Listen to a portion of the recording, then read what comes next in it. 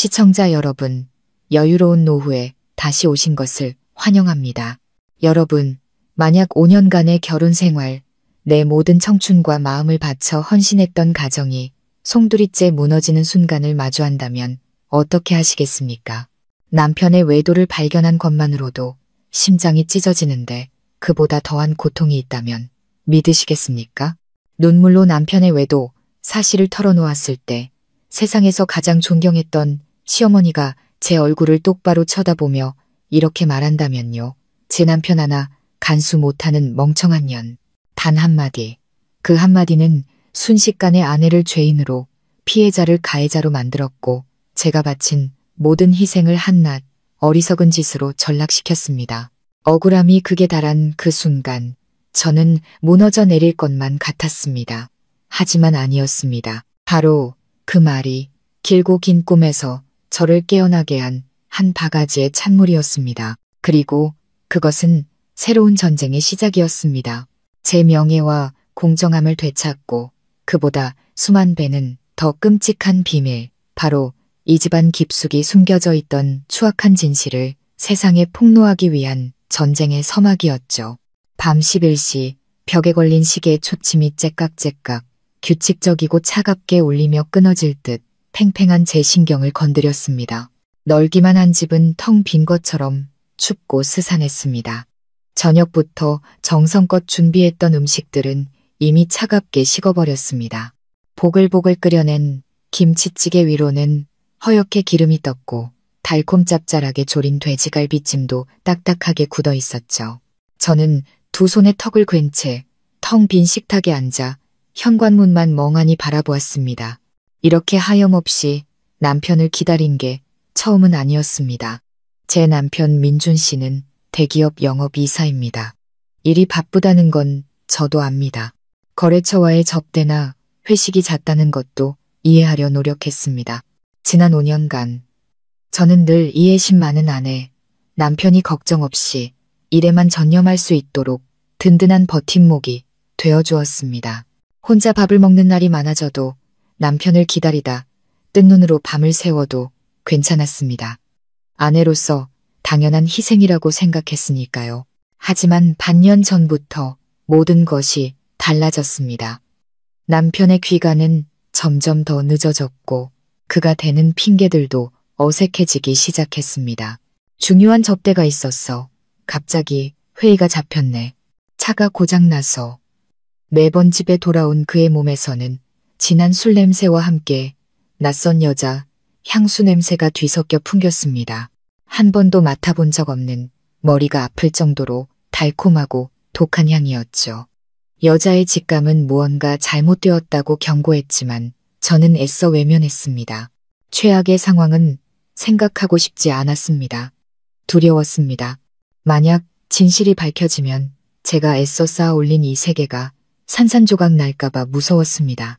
저는 그저 말없이 남편을 위해 음식을 데우고 따뜻한 목욕물을 받아주고 그가 어지럽힌 것들을 조용히 치울 뿐이었습니다. 제가 더 잘하고 더 너그러워지면 언젠가 남편이 알아주고 돌아올 거라 믿었습니다. 드디어 익숙한 자동차 소리가 들려왔습니다. 심장이 쿵 내려앉았습니다.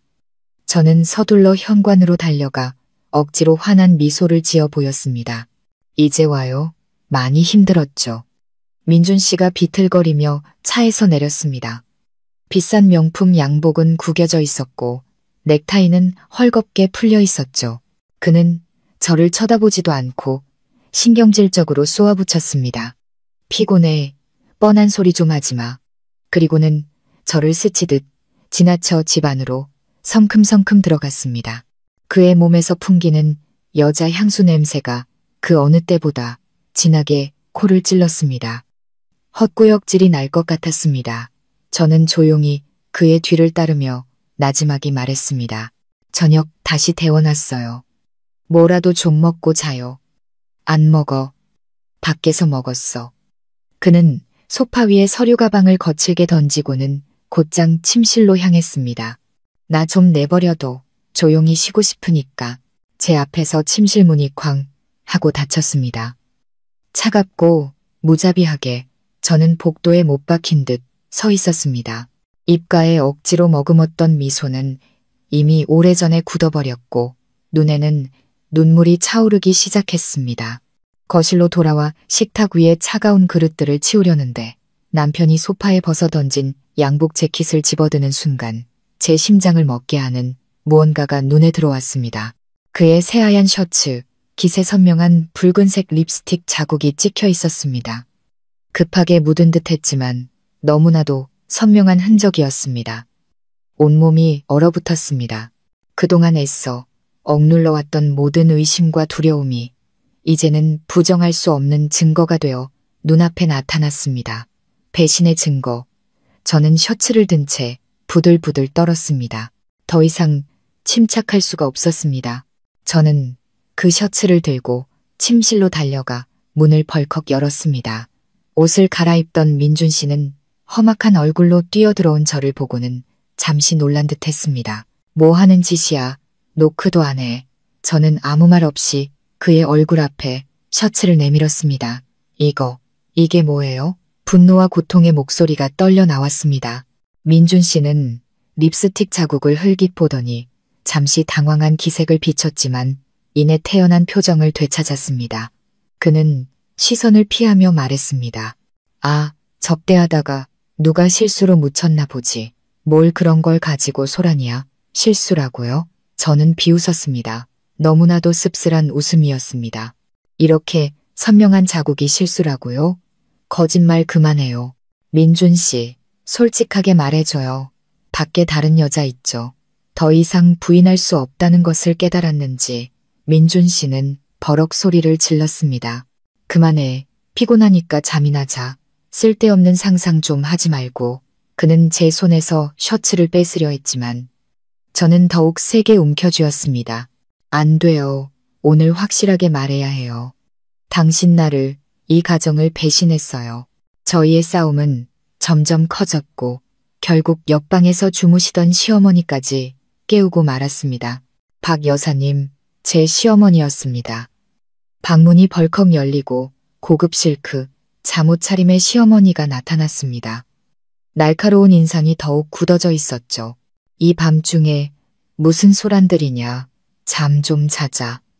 시어머니를 보자 저는 마치 구명보트라도 발견한 사람처럼 달려가 울면서 셔츠를 보여드렸습니다.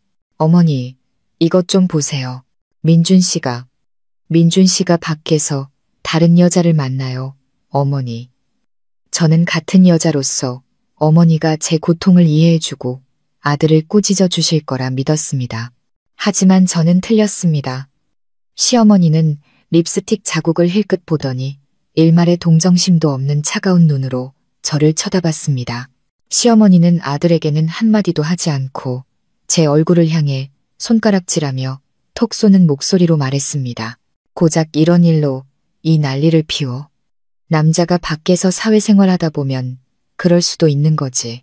아니면 네가 제대로 만족을 못 시켜주니까 밖에서 다른 걸 찾는 거 아니야? 저는 그 말에 충격을 받아 얼어붙었습니다. 어머니, 뭐라고요? 아드님이 바람을 피웠다니까요. 바람 피운 게 뭐 어쨌다는 거냐? 시어머니는 제 말을 자르며 더욱 거세게 몰아붙였습니다. 남 탓하기 전에 내 자신부터 돌아봐. 아내라는 게 남편 간수도 못해서 다른 년한테 뺏기게 만들어. 그게 누구 잘못인데? 다 네가 무능하고 못나서 그런 거야. 제 남편 하나 간수 못하는 멍청한 년 같으니라고. 세상에 멍청한 년. 그 두 단어는 비수가 되어 제 심장에 그대로 꽂혔습니다. 제게 남은 마지막 자존심까지 갈기갈기 찢어 놓았습니다. 저는 희생하고 인내했지만 돌아온 것은 남편의 배신과 시어머니의 모욕뿐이었습니다. 그들 눈에 저는 죄인이었고 멍청한 여자일 뿐이었습니다. 고통과 분노가 극에 달했습니다. 저는 시어머니를 그리고 어머니 뒤에 숨어 한마디도 못하는 남편을 번갈아 쳐다보았습니다. 문득 헛웃음이 나왔습니다. 제 자신이 너무나 우스웠고 이 결혼이 한심하게 느껴졌습니다. 이제 이 지긋지긋한 연극의 막을 내릴 시간이었습니다. 그날 밤 저는 한숨도 잘 수 없었습니다.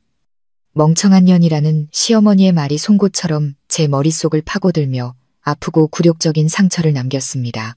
저는 한때 제 목숨보다 더 사랑했던 남자 민준 씨 옆에 누워 있었지만 그는 끔찍할 정도로 낯설게 느껴졌습니다.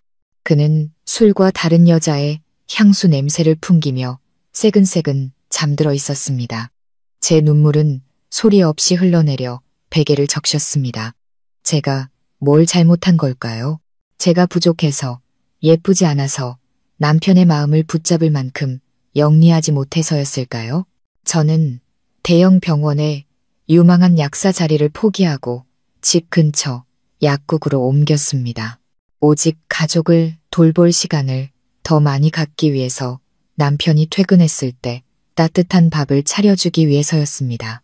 친구들과의 동창회도 여행도 포기하고 집에서 현모양처 착한 며느리가 되기 위해 노력했습니다. 그런데 제가 받은 것은 배신과 이토록 쓰디쓴 모욕이란 말인가요? 다음날 아침 저는 퉁퉁 부은 눈으로 일어났습니다. 애써 아무렇지 않은 척 평소처럼 아침 식사를 준비하기 위해 아래층으로 내려갔습니다. 시어머니는 이미 식탁에 앉아 우아하게 인삼차를 마시고 있었습니다. 저를 보았지만 눈길 한 번 주지 않고 경멸이 가득 담긴 헛기침만 할 뿐이었습니다. 퇴직 공무원이신 시아버지는 평소처럼 근엄한 표정으로 신문을 읽고 계셨습니다. 어젯밤 이 집을 휩쓸고 간 폭풍에는 전혀 관심이 없는 듯 보였습니다. 집안 공기는 돌덩이를 매달아 놓은 듯 무겁게 가라앉았습니다. 민준 씨가 내려오자 시어머니의 태도가 180도 바뀌었습니다. 그녀는 서둘러 일어나 아들의 의자를 빼주며 꿀처럼 달콤한 목소리로 말했습니다. 어이구, 우리 아들. 이리 와 앉아. 어젯밤에 많이 피곤했지. 엄마가 우리 아들 좋아하는 오렌지 주스 갈아놨어. 그러고는 제게 칼날 같은 눈초리를 보내며 덧붙였습니다. 쯧쯧. 남편 챙길 줄은 모르고 오히려 성가시게 해서 더 피곤하게 만드는 누구랑은 참 다르지. 저는 입술을 굳게 깨물었습니다. 두 주먹이 하얗게 질리도록 꽉 쥐어졌습니다. 소리치고 싶었습니다. 당신의 금지옥엽 같은 아들이야말로 잘못한 사람이라고 말하고 싶었습니다.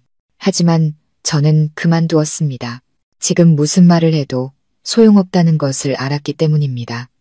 시어머니 눈에는 항상 아들이 옳았고 모든 잘못은 제 탓이었습니다. 민준 씨는 자리에 앉아 제 눈을 똑바로 쳐다보지 못하고 그저 묵묵히 아침을 먹을 뿐이었습니다. 식사는 숨막히는 침묵 속에서 끝났습니다. 식사가 끝나자 시어머니가 저를 거실로 불렀습니다. 그녀는 제 머리부터 발끝까지 훑어보며 마치 값을 매기는 듯한 눈빛으로 훈계를 시작했습니다. 아가, 내 말 잘 들어라. 여자는 머리를 잘 써야 대접받는 거야. 똑똑하고 요령 있게 굴어야지. 남자가 밖에서 큰일 하느라 스트레스가 얼마나 많겠니. 집에 오면 다정하고 상냥한 아내를 원하지. 맨날 질투나 해대는 사자 같은 마누라를 원하는 게 아니라고. 시어머니는 계속해서 설교를 늘어놓았습니다. 내 꼴을 좀 봐라. 옷 입는 건 촌스럽고 하루 종일 부엌이랑 약국만 하는 주제에 민준이가 너한테 질리는 것도 당연하지. 이제부터라도 좀 바뀌어봐. 꾸밀 줄도 알고 옷도 좀 사입고 머리도 세련되게 볶고 염색도 하고 옷도 좀 섹시한 걸로 사입으란 말이야. 결혼 생활의 불씨를 꺼트리지 않으려면 노력을 해야 할 거 아니냐. 알겠니? 저는 그 말을 들으며 속이 쓰려왔습니다. 시어머니 눈에 저는 따분하고 촌스러운 아내였던 겁니다. 그녀는 제가 받은 배신의 상처에는 전혀 관심이 없었습니다. 오직 아들이 밖에서 즐길 건 다 즐기면서도 가정이 평안하기만을 바랐습니다. 이미 마음이 떠난 남자를 붙잡기 위해 저더러 다른 사람으로 변하라고 강요하는 것이었습니다. 정말이지 기가 막혔습니다. 오늘 저녁엔 민준이가 좋아하는 음식으로 진수성찬을 차려 그리고 예쁘게 차려입고 말도 좀 예쁘게 하고 가서 사과해. 여자가 한 수 접고 들어가는 게 뭐 대수라고. 가정을 지키는 게 중요하지. 알았어. 저는 대답하지 않고 조용히 고개를 끄덕였습니다. 동의해서가 아니라 더 이상 다툴 기력조차 없어서였습니다. 그날 하루 종일 저는 몽롱한 상태로 지냈습니다. 시장에 가서 민준 씨가 가장 좋아하는 음식 재료들을 샀습니다. 미용실에 들러 새로운 머리 모양을 했습니다. 심지어 전에는 감히 입을 생각도 못했던 슬립까지 샀습니다. 저는 마치 기계처럼 이 모든 일을 해냈습니다. 민준 씨를 붙잡고 싶어서가 아니었습니다. 어쩌면 제 변화가 정말로 무언가를 바꿀 수 있을지, 아니면 그저 한심한 광대 노름에 불과할지 시험해보고 싶었을 뿐입니다. 그날 저녁 민준 씨는 평소보다 일찍 퇴근했습니다. 새로운 모습에 저와 화려하게 차려진 저녁 식탁을 보고 조금 놀란 듯 했습니다. 하지만 그 놀라움은 잠시뿐이었습니다. 그는 의례적으로 자리에 앉아 몇 숟갈 뜨더니 이내 일어섰습니다. 다 먹었어. 서재에서 할 일이 좀 남아서.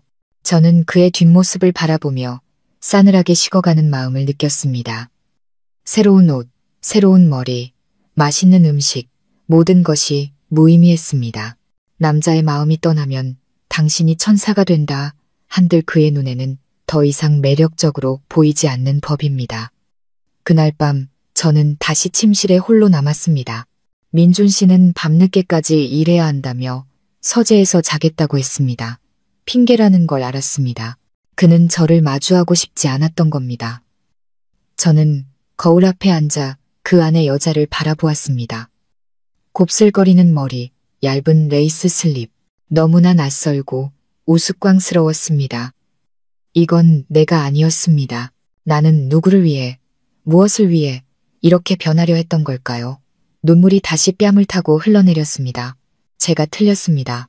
가치 없는 사람을 위해 나 자신을 바꾸려 했던 것이 잘못이었습니다. 인내와 희생으로 배신당한 마음을 되돌릴 수 있다고 생각했던 것이 잘못이었습니다. 저는 너무 순진했습니다. 그때 옆 서재에서 민준 씨의 휴대폰 벨소리가 울렸습니다. 저는 그가 황급히 전화를 받고 아주 오랜만에 들어보는 다정하고 달콤한 목소리로 속삭이는 것을 들었습니다. 심장을 누군가 칼로 도려내는 듯 숨을 쉴 수 없을 만큼 아팠습니다. 이제는 무언가 다른 일을 해야 할 때가 온 것 같았습니다. 더 이상 이 고통과 무력감 속에서 주저앉아 있을 수만은 없었습니다. 하지만 제게 닥쳐올 잔인한 진실을 마주할 용기가 있는지, 이 진흙탕에서 벗어날 힘이 제게 남아있는지 정말 알 수 없었습니다. 사람의 인내심에는 한계가 있고 제 인내심은 이미 한계에 다다랐습니다. 수많은 밤을 뜬 눈으로 새우고 고통 속에서 며칠을 보낸 후 저는 더 이상 이렇게 살 수 없다는 것을 깨달았습니다. 남편의 애정을 구걸하고 시어머니의 모욕을 견디는 그림자 같은 존재로 살아갈 수는 없었습니다. 출구가 필요했습니다. 절망과 막막함 속에서 저는 한 사람에게 전화를 걸었습니다. 이 세상에서 유일하게 믿고 모든 것을 털어놓을 수 있는 사람, 바로 제 어머니였습니다. 수화기 너머로 들려오는 어머니의 따뜻하고 걱정스러운 목소리. 서연아, 무슨 일이니? 그 목소리를 듣는 순간 제가 애써 쌓아 올렸던 모든 강인함과 방어막이 무너져 내렸습니다. 저는 서러움에 북받쳐 어린아이처럼 목 놓아 울었습니다. 저는 어머니께 모든 것을 털어놓았습니다. 하나도 숨기지 않았습니다. 변해버린 민준 씨, 셔츠에 립스틱 자국, 뻔뻔한 상간녀, 그리고 시어머니의 악독한 말까지 전부 다요. 어머니는 전화기 저편에서 아무 말 없이 들어주셨습니다. 제 말을 끊지도 섣부른 판단을 내리지도 않으셨습니다. 어머니는 제가 실컷 울도록 그동안 억눌러왔던 모든 분노와 서름을 토해내도록 내버려 두셨습니다. 제가 눈물이 마르고 목이 쉴 때쯤 어머니는 차분하지만 단호한 목소리로 말씀하셨습니다. 그 목소리는 저를 절망의 늪에서 건져냈고 제가 상상조차 하지 못했던 길을 제시해 주었습니다. 서연아, 이제 그만 울어라. 운다고 해결되는 건 아무것도 없어. 여자의 눈물은 못된 놈들을 우쭐하게 만들고 자신을 더 우습게 보이게 할 뿐이야. 엄마 말 잘 들어. 저는 황급히 울음을 그치고 어머니의 말씀에 귀를 기울였습니다. 지금 네가 뭘 원하는지 확실히 해야 해. 이미 썩어버린 그 가정을 붙잡고 계속 속고 무시당하며 살고 싶니? 아니면 공정함과 명예를 되찾고 너에게 상처 준 것들에게 죗값을 치르게 하고 싶니? 어머니의 질문은 혼란스러운 제 머리를 망치로 내려치듯 강타했습니다. 그래, 내가 원하는 게 뭐지? 배신한 남편, 나를 존중하지 않는 가정을 정말로 붙잡고 싶은 걸까? 답은 제 머릿속에서 명확해졌습니다. 아니요, 엄마, 저 이혼하고 싶어요. 저는 힘겹게 내뱉었습니다. 더 이상 이렇게는 못 살겠어요. 좋아. 어머니는 결단력 있는 목소리로 말씀하셨습니다. 그렇게 결정했다면 이제부터 절대 약한 모습 보여서는 안 돼. 고통을 힘으로 바꿔야 한다. 너 자신만을 위해서가 아니라 여자가 짓밟려도 되는 잡초가 아니라는 걸 그들에게 똑똑히 보여주기 위해서 싸워야 해. 어머니의 말씀은 마치 전류처럼 제게 보이지 않는 힘을 불어넣어 주었습니다. 절망과 두려움은 서서히 사라지고 그 자리에는 차가운 결심이 들어섰습니다. 그럼 저 이제 어떻게 해야 해요, 엄마? 제가 물었습니다. 엄마가 시키는 대로 해. 어머니는 제가 평생 생각지도 못했을 치밀한 계획, 하나의 전략을 세워주기 시작하셨습니다. 눈물은 남자를 후회하게 만들지 못해. 우습게 볼 뿐이지. 가정을 지키고 싶니? 아니면 명예를 지키고 싶니? 명예를 지키고 싶다면 그놈과 그 집안의 진짜 모습을 찾아내야 해. 가장 먼저, 그리고 가장 중요한 건 지금부터 네가 완전히 무너진 것처럼 보여야 한다는 거야. 고통스러워하고 패배를 인정한 것처럼 겉으로는 약한 척하지만 속으로는 강철처럼 단단해져야 해. 왜 그렇게 해야 하는데요? 제가 놀라서 물었습니다. 그들의 경계심을 풀기 위해서지. 어머니가 설명해 주셨습니다. 사냥감이 가장 약해 보일 때 사냥꾼은 가장 방심하는 법이란다. 내 유약함으로 그들을 잠재우고 다음 단계를 실행할 시간을 버는 거야. 다음 단계가 뭔데요? 저는 초조하게 물었습니다. 은밀하게 증거를 모아 어머니의 목소리가 단호해졌습니다. 네, 남편의 외도 증거를 전부 모으는 거야. 사진, 영상, 녹음, 문자 메시지, 호텔 영수증. 그의 배신을 증명할 수 있는 건 뭐든지. 그게 법정에서 너의 무기가 될 거다.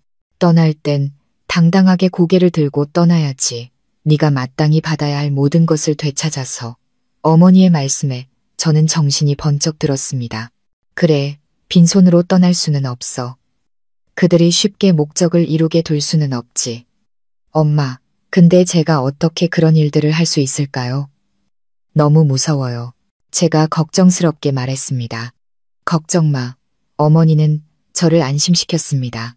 엄마가 돈을 보내줄게. 그 돈으로 녹음기나 초소형 카메라 같은 필요한 장비들을 사. 필요하다면 탐정도 고용하고 지금 네가 할 일은 침착하고 현명하고 끈기 있게 행동하는 거야. 명심해. 너는 너 자신을 위한 정의를 찾고 있는 거야. 두려워할 건 아무것도 없어. 너를 그렇게 대하는 집안이라면 분명 깨끗한 집안이 아닐 거다. 잘 파고들어봐. 어쩌면 더 큰 비밀이 있을지도 모르지. 어머니와의 통화는 끝났지만 제 머릿속에는 완전히 새로운 길이 열렸습니다. 저는 더 이상 다른 사람의 판단을 기다리는 불쌍한 피해자가 아니었습니다. 저는 사냥꾼이 진실을 찾는 사람이 되었습니다. 저는 거울 속 제 모습을 다시 보았습니다. 눈은 여전히 붉게 부어 있었지만 눈빛은 이전과 달랐습니다. 더 이상 슬픔에 젖어 있지 않고 단호하고 날카로운 빛이 서려 있었습니다. 저는 깊은 숨을 내쉬었습니다. 이 싸움은 힘들고 고통스럽겠지만 저는 해내야만 했습니다. 그 가족의 위선적인 가면을 벗겨내고 그들이 제게 저지른 일에 대한 대가를 치르게 해야 했습니다. 내일부터 저는 새로운 연기를 시작할 것입니다. 가엾고 유약한 아내의 연기. 하지만 그 뒤에는 제가 한때 숭배했던 그 가족의 도덕적 기반을 송두리째 흔들어 놓을 치밀하게 계산된 복수 계획이 숨어 있을 것입니다. 저의 연극은 시작되었습니다. 어머니의 조언대로 저는 실패하고 고통스러워하며 완전히 무너져버린 아내의 가면을 썼습니다. 더 이상 자신을 꾸미지도 사내 진미를 차리지도 않았습니다. 저는 말수가 적고 그늘진 사람이 되어 누가 무슨 말을 하든 그저 고개를 숙이고 내라고만 대답했습니다. 그런 저를 보며 시어머니는 더욱 의기양양해했습니다. 그녀는 자신이 저를 완전히 굴복시켰다고, 이 멍청한 며느리의 모든 저항을 꺾어버렸다고 믿었습니다. 시어머니는 제가 잘못을 뉘우치고 아들의 가치를 깨달아 헛된 희망 속에서 그를 붙잡으려 애쓰고 있다고 동네방네 떠들고 다녔습니다. 민준 씨는 약간의 죄책감을 느끼는 듯 했습니다. 가끔 의례적으로 제 안부를 묻기도 했죠. 하지만 그 죄책감은 그가 내연녀에게 가는 발걸음을 막을 만큼 크지 않았습니다. 그는 여전히 일찍 나가 늦게 들어왔고 몸에서는 다른 여자의 향수 냄새가 진동했습니다. 그들은 완전히 경계심을 풀었고 그것이 바로 제가 원했던 바였습니다. 저는 고통과 굴욕으로 가득한 추적을 시작했습니다. 매일 아침 민준 씨가 차를 몰고 출근하면 저는 어머니가 보내주신 돈으로 택시를 타고 조용히 그의 뒤를 밟았습니다. 아내라면 누구도 보고 싶지 않은 광경을 목격할 때마다 제 심장은 수천 개의 바늘에 찔리는 듯 아팠습니다. 저는 민준 씨가 회사로 바로 가지 않고 유리가 이미 기다리고 있는 고급 카페로 향하는 것을 보았습니다. 그들은 사람들로 붐비는 곳에서 조금의 거리낌도 없이 서로를 뜨겁게 껴안고 입을 맞췄습니다. 저는 구석진 자리에 앉아 떨리는 손으로 휴대폰을 들어 촬영 버튼을 눌렀습니다. 사진 한 장, 한 장이 제 심장을 깊게 베는 칼날 같았습니다. 하지만 저는 울지 않았습니다. 이를 악물고 눈물을 삼켰습니다. 이건 증거야. 이건 내 무기야. 저는 하루 종일 그들을 따라다녔습니다. 그들이 쇼핑하는 것을 보았습니다. 민준 씨는 제가 5년 동안 아내로 살면서 꿈도 꾸지 못했던 비싼 명품 가방과 옷들을 유리에게 사주며 카드를 긁었습니다. 그들이 영화관 커플석에 앉아 서로의 어깨에 머리를 기대고 있는 것도 보았습니다. 그리고 가장 고통스러웠던 것은 고급 호텔 입구에 서서 제 남편과 다른 여자가 손을 잡고 안으로 들어가는 것을 지켜봐야만 했던 것입니다. 저는 나무 아래 서서 기다렸습니다. 1시간, 2시간, 3시간이 흘렀습니다. 매 순간이 고문 같았습니다. 도둑처럼 제 남편을 미행하고 있는 제 자신이 너무나 비참하고 한심하게 느껴졌습니다. 하지만 시어머니의 말을, 그들의 뻔뻔함을 떠올리자 분노가 다시 끌어올라 고통을 압도했습니다. 견뎌야 해. 인내해야 해. 마침내 그들이 나왔을 때 저는 그들의 배신에 대한 가장 선명하고도 부정할 수 없는 증거들을 사진에 담았습니다. 사진뿐만 아니라 그들의 대화도 녹음했습니다. 민준 씨의 차좌석 밑에 초소형 녹음기를 설치해 두었기 때문입니다. 저는 그가 유리에게 바치는 달콤한 사랑의 속삭임, 머지않아 결혼하자는 미래에 대한 약속들을 들어야만 했습니다. 녹음 파일 속에서 민준 씨의 목소리가 들려왔습니다. 조금만 더 참아줘. 집에 있는 그 늙은 마누라랑 이혼할 방법 찾고 있어. 따분한 데다 애도 못 낳잖아. 데리고 있어봤자 뭐하겠어. 내가 다 정리하고 나면 너한테 당당한 자리를 줄게. 정말. 유리의 애교 섞인 목소리가 들렸습니다. 난 오빠만 있으면 돼. 그런 자리 필요 없어. 그냥 사모님이 오빠 힘들게 할까봐 걱정돼서 그래. 걔가 뭘 할 수 있겠어? 민준 씨가 비웃었습니다. 올기만 하는 멍청한 여자일 뿐인데 우리 엄마가 곧 정리해 주실 거야. 걱정하지 마. 그 말을 들었을 때 저는 더 이상 고통을 느끼지 않았습니다. 오직 경멸감만이 느껴질 뿐이었습니다. 그의 눈에 저는 그저 치워버려야 할 장애물인 늙은 마누라일 뿐이었습니다. 그리고 그는 저를 정리하기 위해 어머니와 계획까지 짜고 있었습니다. 좋아요. 누가 누구를 정리하게 될지 한번 봅시다. 저는 모든 증거를 컴퓨터에 복사하고 안전하게 보관했습니다. 하루가 지날수록 제 증거 파일은 두꺼워졌습니다. 하지만 아직 무언가 부족하다고 느꼈습니다. 이것들은 민준 씨의 가면을 벗기기에는 충분했지만 저를 모욕한 시어머니와 침묵으로 동조한 시아버지에 대한 증거는 아직 없었습니다. 저는 그 집안 모든 사람에 대해 알아보라는 어머니의 조언을 떠올리고 조사의 범위를 넓히기로 결정했습니다. 제가 상상조차 할 수 없었던 더 끔찍하고 추악한 비밀이 저를 기다리고 있었습니다. 민준 씨의 배신에 대한 증거를 충분히 확보한 후 저는 집안의 다른 구성원들, 특히 시아버지인 강태석 씨에게로 주의를 돌렸습니다. 아들의 잘못을 묵인하고 며느리를 잔인하게 짓밟는 그런 집안이라면 겉으로 보이는 것처럼 점잖은 집안이 아닐 것이라는 어머니의 말씀이 귓가에 맴돌았습니다. 그리고 정말로 조금만 주의 깊게 관찰하자 시아버지의 행동에서 이상한 점들을 발견할 수 있었습니다. 퇴직 공무원이신 시아버지는 원래 매우 규칙적이고 절제된 생활을 하셨습니다. 매일 아침 5시에 일어나 산책을 하고 집에 돌아와 신문을 읽고 베란다에 화초를 가꾸셨죠.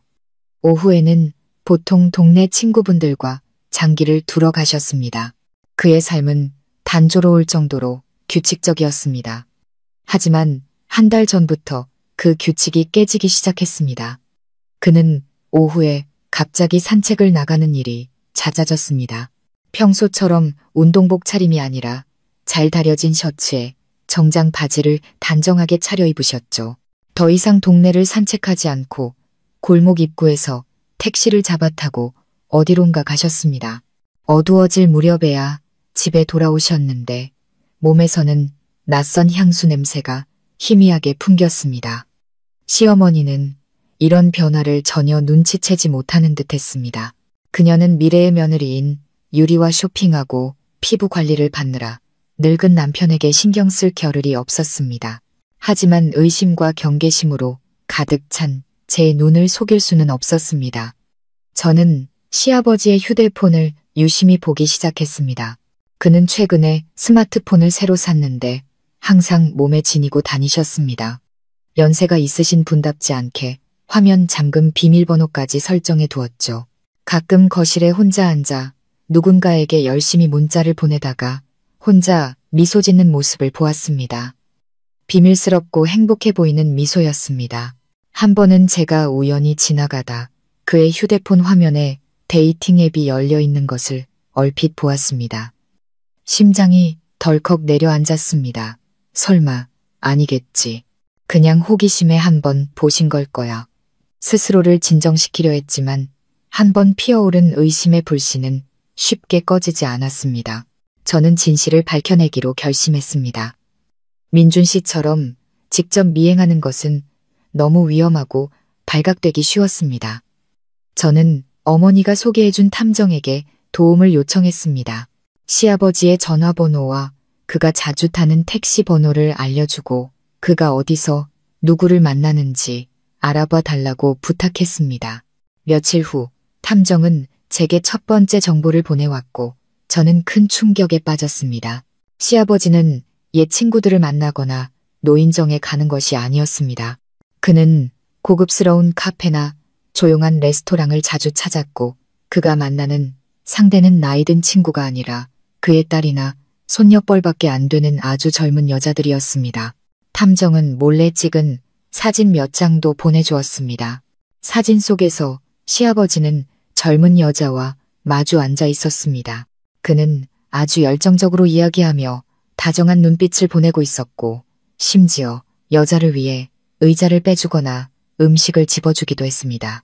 그 사진들을 보며 저는 속에서 역겨움이 치밀어 오르는 것을 느꼈습니다.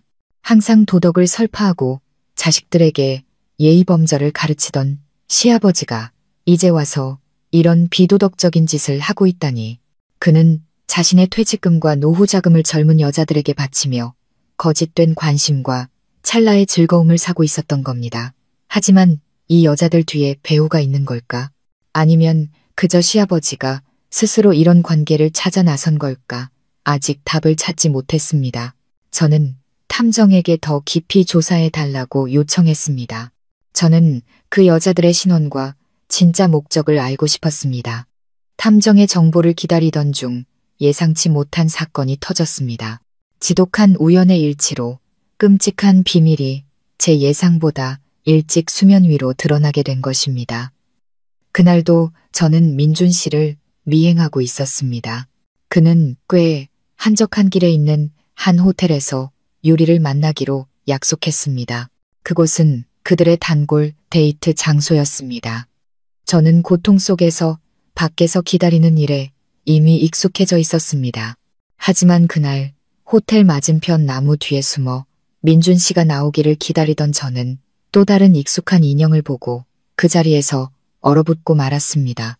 바로 시아버지 강태석 씨였습니다. 그 역시 택시를 타고 와서 그 호텔 안으로 곧장 들어갔습니다. 이게 무슨 일이지? 왜 아버님이 여기에? 설마 아버님도 데이트를 하러 오신 건가? 미친 듯한 끔찍한 생각이 제 머리를 스쳤습니다. 설마 아버님이 만나는 사람이 유리인 건 아니겠지. 그 미친 생각은 제 등골을 타고 흐르는 전기 충격 같았습니다. 온몸이 차갑게 식고 머릿속이 핑 돌았습니다. 아니야, 그럴 리 없어. 이렇게 지독한 우연이 있을 수는 없어. 내가 잘못 봤거나 아버님은 다른 볼일이 있으신 걸 거야. 애써 스스로를 진정시켰지만 심장은 미친 듯이 날뛰었습니다. 저는 그 자리에 못 박힌 채 호텔 문에서 눈을 뗄 수가 없었습니다.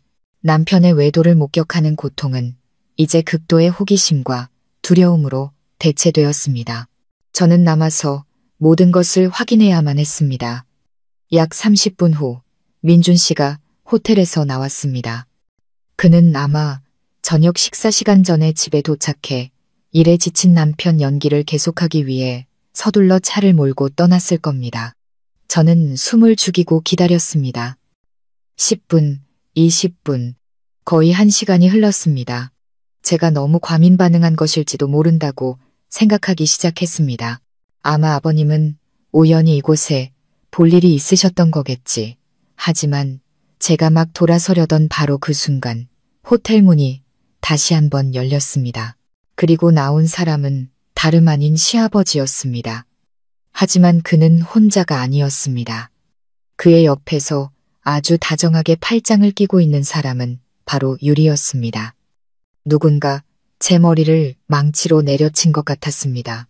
세상이 빙빙 돌았습니다. 그랬구나.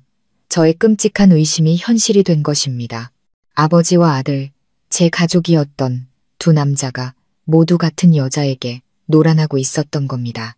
그들은 호텔 문 앞에서 잠시 더 이야기를 나누었습니다. 전혀 몰래 만나는 사람처럼 보이지 않았습니다. 유리는 시아버지의 어깨에 머리를 기대며 무언가 애교를 부렸고 시아버지는 만족스러운 미소를 지으며 그녀의 머리를 사랑스럽게 쓰다듬었습니다. 그 광경은 제가 그녀와 민준 씨를 보았을 때보다 훨씬 더 역겹고 병적으로 느껴졌습니다. 저는 떨리는 손으로 휴대폰을 들어 그 순간을 필사적으로 찍었습니다. 손이 너무 떨려서 몇 번이나 버튼을 누른 후에야 선명한 사진을 얻을 수 있었습니다. 그 후 시아버지는 유리를 위해 택시를 잡아주고 자신은 의심을 피하기 위해서인지 반대 방향으로 걸어갔습니다. 저는 석상처럼 꼼짝 않고 서 있었습니다. 더 이상 고통이나 분노는 느껴지지 않았습니다. 오직 뼛속까지 스며드는 혐오감과 경멸감 뿐이었습니다. 제가 한때 존경했던 가족, 예의범절을 자랑하던 그 집안이 사실은 거짓과 부도덕으로 뒤엉킨 혼돈의 소굴이었다니. 항상 저를 멍청한 년이라고 욕하던 시어머니는 알고 있을까? 자신이 남편과 아들에게 동시에 배신당하고 있다는 사실을. 그것도 같은 여자에게. 잘나고 성공한 남편 민준 씨는 알고 있을까? 자신이 아버지와 애인을 공유하고 있다는 사실을. 그리고 도덕군자인 척하던 시아버지는 알고 있을까? 자신이 아들의 전처를 밟으며 딸 같은 여자에게 사기당하고 있다는 사실을. 그들은 아무도 모른 채 비극적인 희극을 연기하고 있었습니다. 오직 버림받은 며느리인 저만이 이 추악하고 적나라한 진실을 아는 유일한 관객이었습니다. 저는 지칠 대로 지친 몸과 마음을 이끌고 집으로 향했습니다. 충격이 너무나 컸습니다. 제 인내력의 한계를 넘어선 일이었습니다. 방으로 들어가 문을 잠그고 바닥에 주저앉았습니다. 이제 어떻게 해야 할지 몰랐습니다. 이 증거들을 가지고 무엇을 해야 할까? 모든 것을 폭로하면 이 가족은 산산조각 나고 그들의 명예는 완전히 무너질 것이다. 하지만 침묵한다면 나는 이 역겨움 속에서 계속 살아야 하고 매일 그들의 위선적인 행복 연극을 지켜봐야 할 것이다. 저는 다시 어머니에게 전화를 걸어 모든 것을 이야기했습니다. 감정이 실리지 않은 텅 빈 목소리로 사실을 전달할 뿐이었습니다. 어머니는 모든 것을 들으신 후 한참 동안 침묵하셨습니다. 아마 어머니조차도 이렇게 황당한 이야기는 상상하지 못하셨을 겁니다. 세상에 정말 업보로구나. 어머니가 탄식하셨습니다. 그 요물 같은 것 정말 보통이 아니네. 어머니는 걱정스러운 목소리로 물으셨습니다. 그래서 이제 어쩔 셈이냐? 모르겠어요, 엄마. 제 목소리가 갈라져 나왔습니다. 머릿속이 너무 복잡해요. 진정해, 딸. 어머니의 목소리는 여전히 든든한 버팀목 같았습니다. 일이 이 지경까지 왔으니 우린 더 침착해야 해. 섣불리 행동해서는 안 돼. 그 여자애의 최종 목표가 뭔지 확실히 알아내야 한다. 단순히 돈만 원하는 건지 아니면 다른 음모가 있는 건지 그 애의 약점을 정확히 파악해야만 그 애와 그 집안 전체를 가장 완벽하게 무너뜨릴 수 있어. 어머니의 말씀은 다시 한번 저를 혼란 속에서 건져냈습니다. 그래, 지금 무너질 수는 없어. 끝까지 가야 해. 저는 그 악마의 가면을 쓴 여자의 정체를 밝혀내야만 했습니다. 도대체 그녀가 이 이중 연극을 벌이는 이유가 무엇인지 알아내야 했습니다. 첫 충격에서 벗어난 후 저는 제가 상대해야 할 적이 매우 영리하고 교활한 인물이라는 것을 깨달았습니다. 유리는 단순히 미모로 남자를 유혹하는 평범한 내연녀가 아니었습니다. 그녀는 치밀하게 계산된 계획과 시나리오를 가지고 있었습니다. 그녀의 진짜 얼굴을 폭로하기 위해서는 제가 가진 증거만으로는 부족했습니다. 저는 그녀가 어떻게 아버지와 아들을 동시에 조종했는지, 그리고 그녀의 최종 목표가 무엇인지 더 명확히 알아야 했습니다. 저는 그들을 더 가까이서 관찰하기 위해 유약하고 불쌍한 아내 연기를 계속하기로 결심했습니다. 동시에 탐정에게는 유리에 대한 심층 조사를 요청했습니다. 특히 그녀의 과거와 사회적 관계에 대해서요. 그리고 탐정이 알아낸 사실은 그 여자의 치밀함에 저를 더욱 경악하게 만들었습니다. 유리는 전문적인 꽃뱀이었습니다. 그녀는 남자의 심리를 꿰뚫어보는 무서운 능력을 가지고 있었습니다.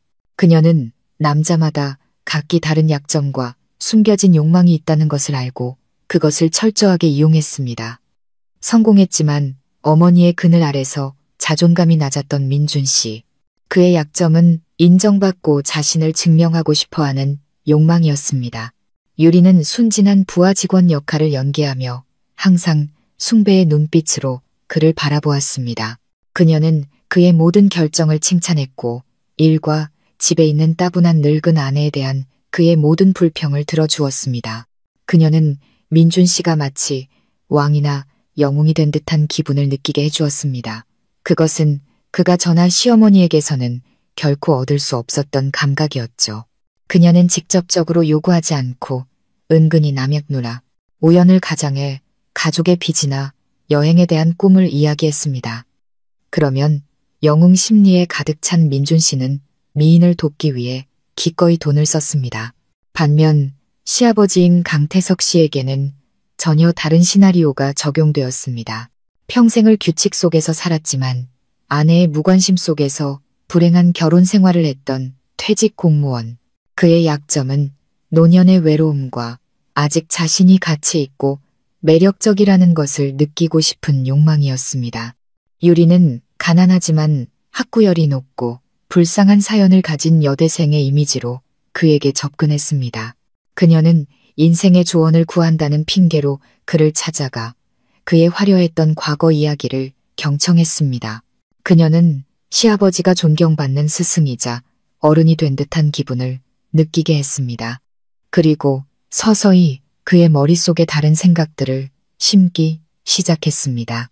그녀는 어릴 적 아버지를 여의고 항상 기댈 수 있는 든든한 어깨를 그리워했다고 말했습니다. 그녀는 힘든 삶과 마주해야 했던 유혹들에 대해 눈물로 호소했습니다. 그녀는 나이든 남자의 보호 본능을 자극하는데 성공했습니다. 시아버지는 돌이킬 수 없을 정도로 그녀의 덫에 빠졌습니다. 그는 그녀를 어린애인이자 수십 년간 겪어온 감정적 결핍에 대한 보상으로 여겼습니다. 유리의 교활함은 이 두 관계가 절대 서로 엮이지 않도록 철저히 관리했다는 점에 있었습니다. 민준 씨에게는 현대적이고 세련된 여자로, 시아버지에게는 소박하고 가련한 여자로, 그녀는 2개의 전화번호와 2개의 소셜미디어 계정을 사용했습니다. 그녀는 두 부자를 속이기 위해 완전히 다른 두 인물을 창조해냈던 것입니다. 알면 알수록 역겨움이 치밀었습니다. 하지만 동시에 저는 한 가지를 깨달았습니다. 유리의 음모가 아무리 정교하다 해도 그녀의 끝없는 탐욕이라는 치명적인 약점이 있다는 것을. 일단 꽃뱀이라면 그녀의 최종 목표는 돈일 수밖에 없었습니다. 그리고 단기간에 큰 돈을 얻기 위해 그녀는 분명 마지막 카드를 꺼내들 것이었습니다. 희생자가 가진 모든 것을 털어내게 할 만큼 강력한 카드. 저는 끈기 있게 기다렸습니다. 그리고 마침내 그날이 왔습니다. 탐정에게서 중요한 소식이 전해졌습니다. 유리가 최근 한 산부인과를 자주 드나든다는 것이었습니다. 심장이 덜컥 내려앉았습니다. 설마 정말 임신이라도 한 걸까? 만약 민준 씨의 아이라면 이 집에서 제 입지는 더욱 위태로워질 것입니다. 만약 시아버지의 아이라면 그것은 천지가 뒤집힐 스캔들이 될 것입니다. 하지만 직감적으로 모든 것이 그렇게 간단하지 않다는 것을 느꼈습니다. 유리처럼 교활한 여자가 스스로를 그런 수동적인 상황에 빠뜨릴 리가 없었습니다. 임신은 아마도 그녀의 게임에서 마지막 승부수를 띄우기 위한 도구, 즉 히든카드일 가능성이 높았습니다. 저는 직접 확인하기로 결심했습니다. 직접 목격하고 부정할 수 없는 증거를 손에 넣어야 했습니다. 더 대담한 계획이 머릿속에 그려졌습니다. 이번에는 제가 단순한 추적자가 아니라 그 악마와 직접 대면하는 사람이 될 것입니다. 유리의 연극은 이제 클라이맥스로 치달아야 할 때였습니다. 그리고 저는 그 임신이 그녀가 준비한 히든카드라는 것을 알았습니다. 그녀 같은 전문 사기꾼은 절대 자신을 수동적인 위치에 두지 않을 것입니다. 그 임신은 사고가 아니라 그녀의 계획 속에 치밀하게 계산된 일부였습니다. 사라지기 전 마지막으로 거액을 뜯어내기 위한 도구. 그리고 이번에 그녀가 노리는 희생자는 민준 씨가 아닌 바로 시아버지였습니다. 그녀는 나이 많고 사회적 지위가 있으며 죄책감에 시달리는 남자가 가장 두려움이 많고 조종하기 쉽다는 것을 알았기 때문입니다. 저는 한 발 앞서 움직여야 했습니다. 가장 결정적인 순간에 가장 확실한 증거를 손에 넣어야 했습니다. 저는 며칠 동안 유리와 시아버지의 일정을 추적했고 마침내 그들의 규칙을 파악했습니다. 매주 수요일 오후 시아버지는 시어머니에게 전우회 모임에 간다고 거짓말을 했습니다. 하지만 사실은 유리를 만나러 가는 것이었습니다. 저는 바로 이날이 기회라는 것을 알았습니다. 그 수요일 오후 저도 친정에 일찍 다녀오겠다며 집을 나섰습니다.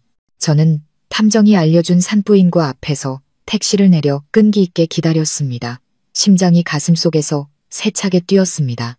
긴장되면서도 약간의 두려움이 느껴졌습니다. 만약 내 예상이 틀렸으면 어떡하지? 그들이 이곳에 오지 않으면 어떡하지? 하지만 직감은 제가 올바른 길을 가고 있다고 말해주었습니다.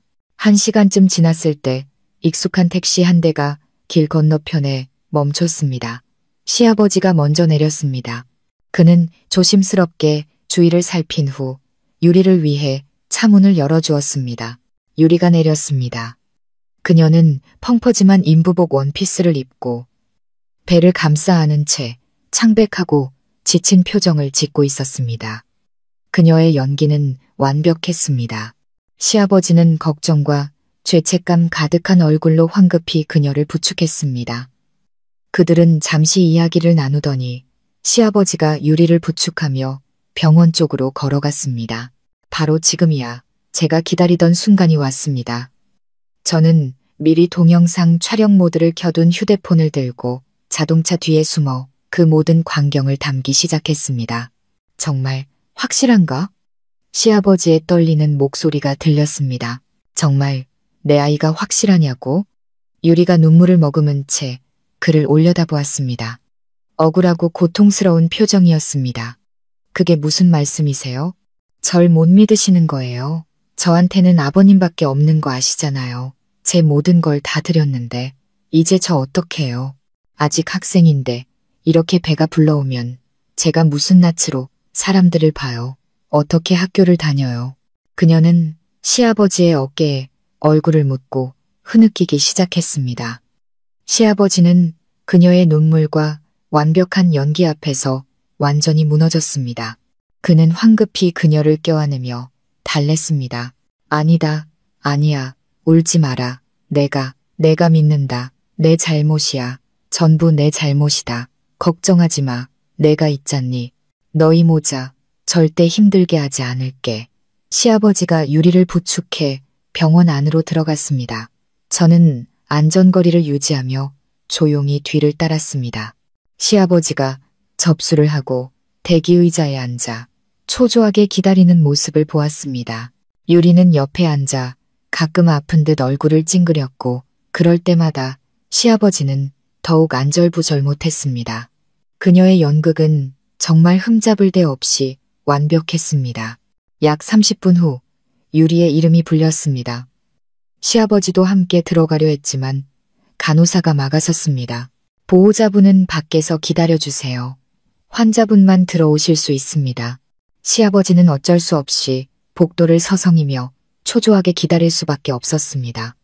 저는 바로 지금이 결정적인 순간임을 알았습니다. 유리는 혼자 진료실에 들어갔습니다. 그녀가 안에서 의사에게 무슨 말을 하고 무슨 짓을 할지는 아무도 모릅니다.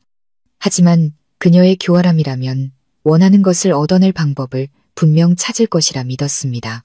가짜 초음파 사진이든 의사로부터 애매한 진단서든 말이죠. 몇 분 후 유리가 진료실에서 나왔습니다. 손에는 종이 한 장을 들고 있었고 여전히 슬픈 표정이었습니다.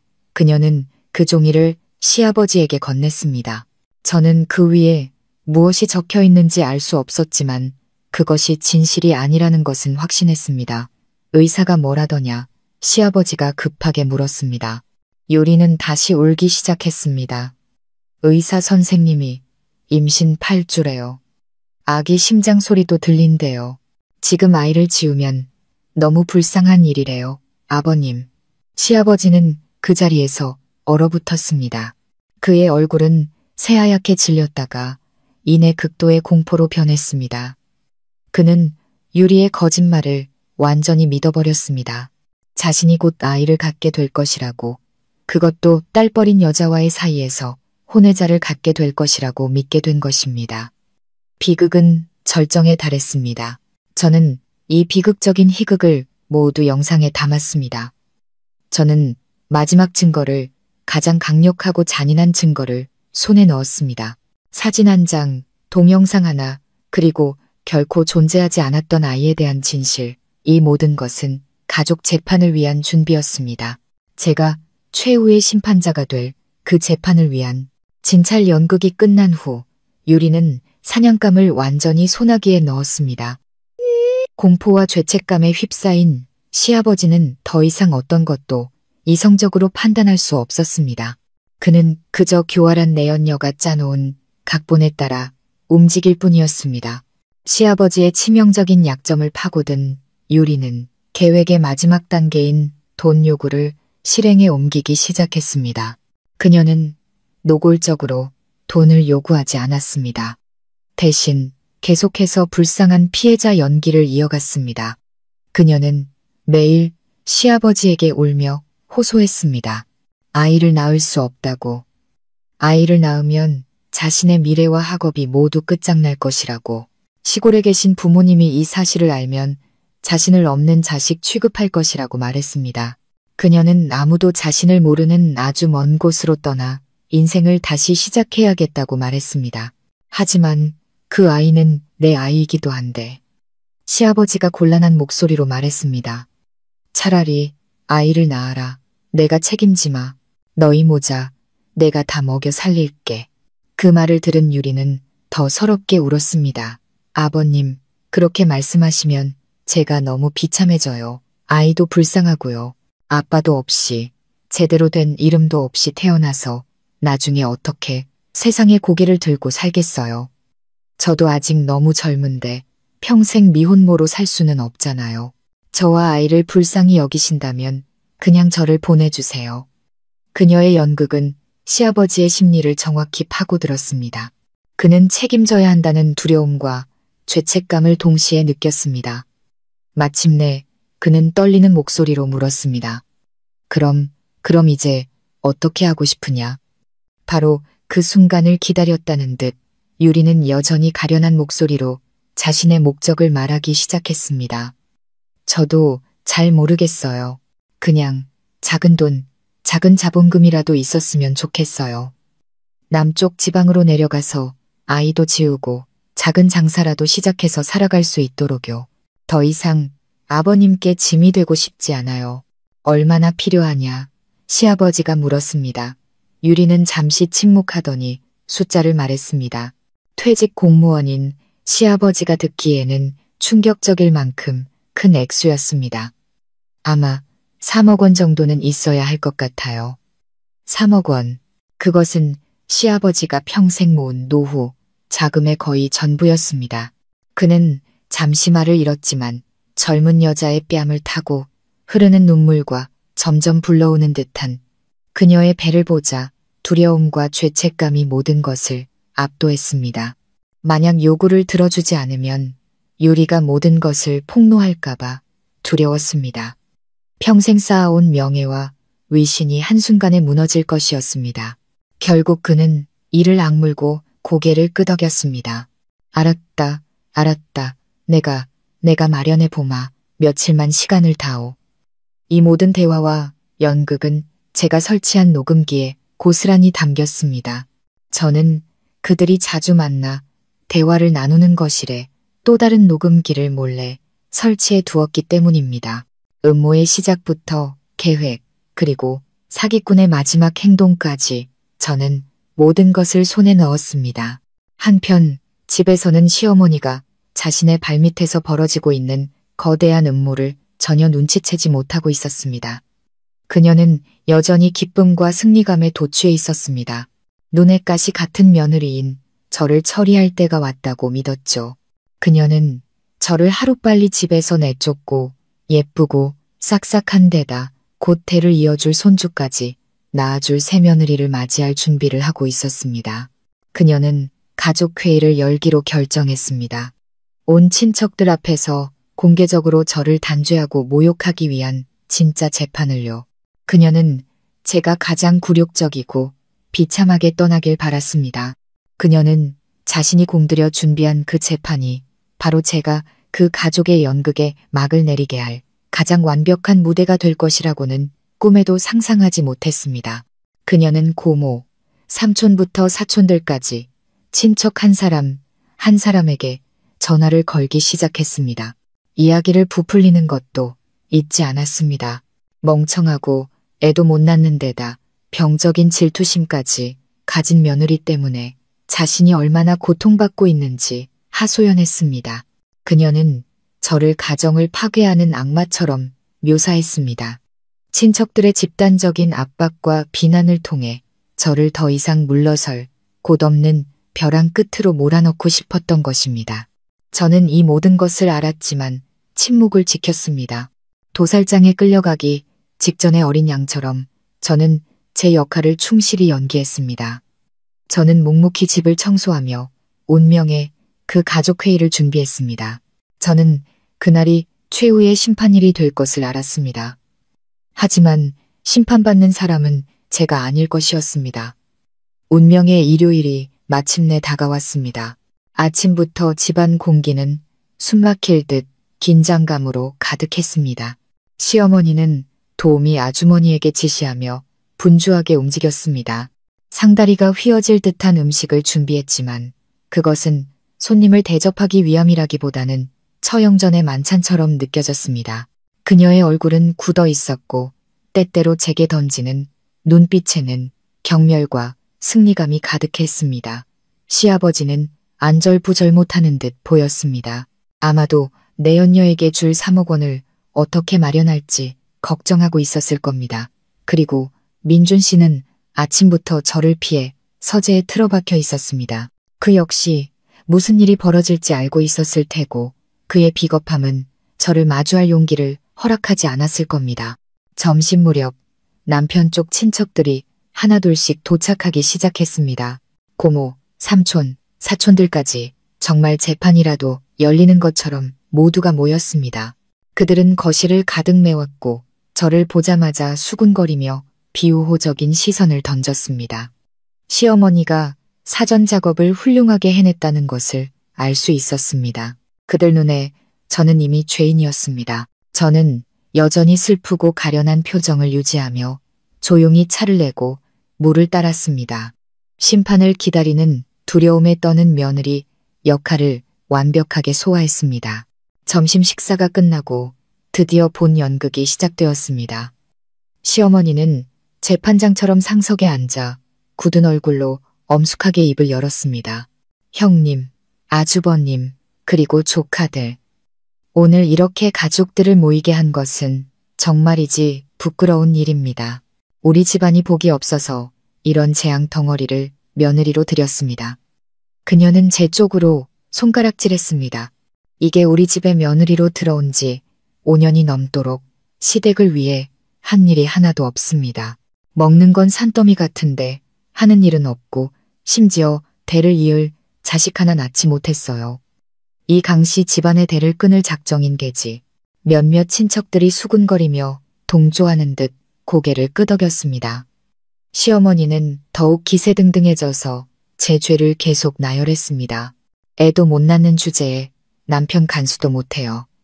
우리 민준이 얼마나 능력 있고 잘난 아입니까? 밖에 나가면 따르는 여자들이 줄을 섰어요. 어쩌다 한 번 실수한 걸 가지고 집에 와서 온갖 난리를 피워서 집안을 하루도 편할 날 없게 만들었습니다. 이렇게 멍청하고 무례한 여자가 과연 아내로서, 며느리로서 자격이 있을까요? 그녀는 악의적으로 모두에게 물었습니다. 시고모 한 분이 즉시 맞장구를 쳤습니다. 맞아요, 형님. 남편 간수도 못하고 애도 못 낳는 여자는 버려야지. 못하러 데리고 살아요. 우리 민준이가 착해서 그렇지 다른 남자 같았으면 벌써 쫓아냈을 거예요. 또 다른 삼촌이 말했습니다. 형님, 일이 이 지경까지 왔으니 빨리 정리하세요. 데리고 있어봤자 민준이만 고생입니다. 이혼시키고 새 출발하게 해줘야죠. 그들의 말은 비수가 되어 제 심장에 밝혔습니다. 하지만 저는 더 이상 아프지 않았습니다. 소위 가족이라는 이들의 모습이 우스울 뿐이었습니다. 그들은 옳고 그름에는 관심이 없었습니다. 그저 강한 편, 자신들에게 이익이 될 것 같은 사람의 편에 설 뿐이었습니다. 시어머니는 승리감에 찬 눈빛으로 저를 바라봤습니다. 온 친척들의 압박 아래 제가 굴복할 것이라고 믿었을 겁니다. 그녀는 미리 준비해둔 이혼 서류와 재산 분할 합의서를 꺼냈습니다. 합의서에는 제가 빈손으로 어떤 재산도 받지 못하고 떠난다고 명시되어 있었습니다. 그녀는 그것을 제 앞 테이블에 던졌습니다. 여기 도장 찍어. 그녀가 명령했습니다. 도장 찍고 이 집에서 당장 꺼져. 우리 집안 사람들 눈 더럽히지 말고. 모든 시선이 제게 쏠렸습니다. 그들은 기다리고 있었습니다. 저의 붕괴를, 제가 울고불고 매달리기를. 민준 씨는 옆에 앉아 고개를 푹 숙인 채 한마디도 하지 못했습니다. 시아버지는 여전히 근엄한 표정으로 어떤 감정도 드러내지 않았습니다. 그 역시 이 연극이 끝나기만을 기다리고 있었습니다. 저는 깊은 숨을 들이쉬었습니다. 이제 때가 되었습니다. 벨벳 커튼이 내려와야 할 시간. 저는 천천히 고개를 들어 시어머니의 얼굴을 똑바로 쳐다본 후 방 안에 있는 모든 사람들을 둘러보았습니다. 더 이상 두렵지 않았습니다. 제 눈빛은 무서울 정도로 평온하고 차가웠습니다. 저는 펜을 드는 대신 주머니에서 천천히 휴대폰을 꺼냈습니다. 도장은 찍을게요. 제 목소리는 맑고 또렷하게 쥐죽은 듯 조용한 거실에 울려 퍼졌습니다. 하지만 도장을 찍기 전에 어머님과 여기 계신 모든 분들께 보여드리고 싶은 게 좀 있습니다. 아마 이걸 보고 나시면 누가 정말 잘못했고 누가 이 집에 있을 자격이 없는 사람인지 더 잘 아시게 될 거예요. 저의 예상치 못한 침착함에 방 안의 모든 사람들이 얼어붙었습니다. 시어머니는 의심스러운 눈초리로 저를 쏘아보며 미간을 찌푸렸습니다. 도살 직전의 어린 양 같던 제가 이렇게 담담한 태도를 보일 줄은 몰랐을 겁니다. 너 또 무슨 수작을 부리려는 게냐? 그녀가 소리쳤습니다. 볼 게 있다는 이 뭐니? 할 말 있으면 빨리 해. 사람들 시간 뺏지 말고. 저는 아무 말 없이 제 휴대폰을 거실의 대형 스마트 TV에 연결했습니다. TV 화면이 켜지자 모든 사람의 시선이 그곳으로 쏠렸습니다. 친척 어른들, 그리고 어머님. 어머님은 제가 남편 하나 간수 못한 실패한 아내라고 하셨죠. 그럼 지금부터 어머님의 금지옥엽 같은 아드님, 이 집안의 자랑스러운 조카가 그동안 저를 어떻게 대해왔는지 보여드리겠습니다.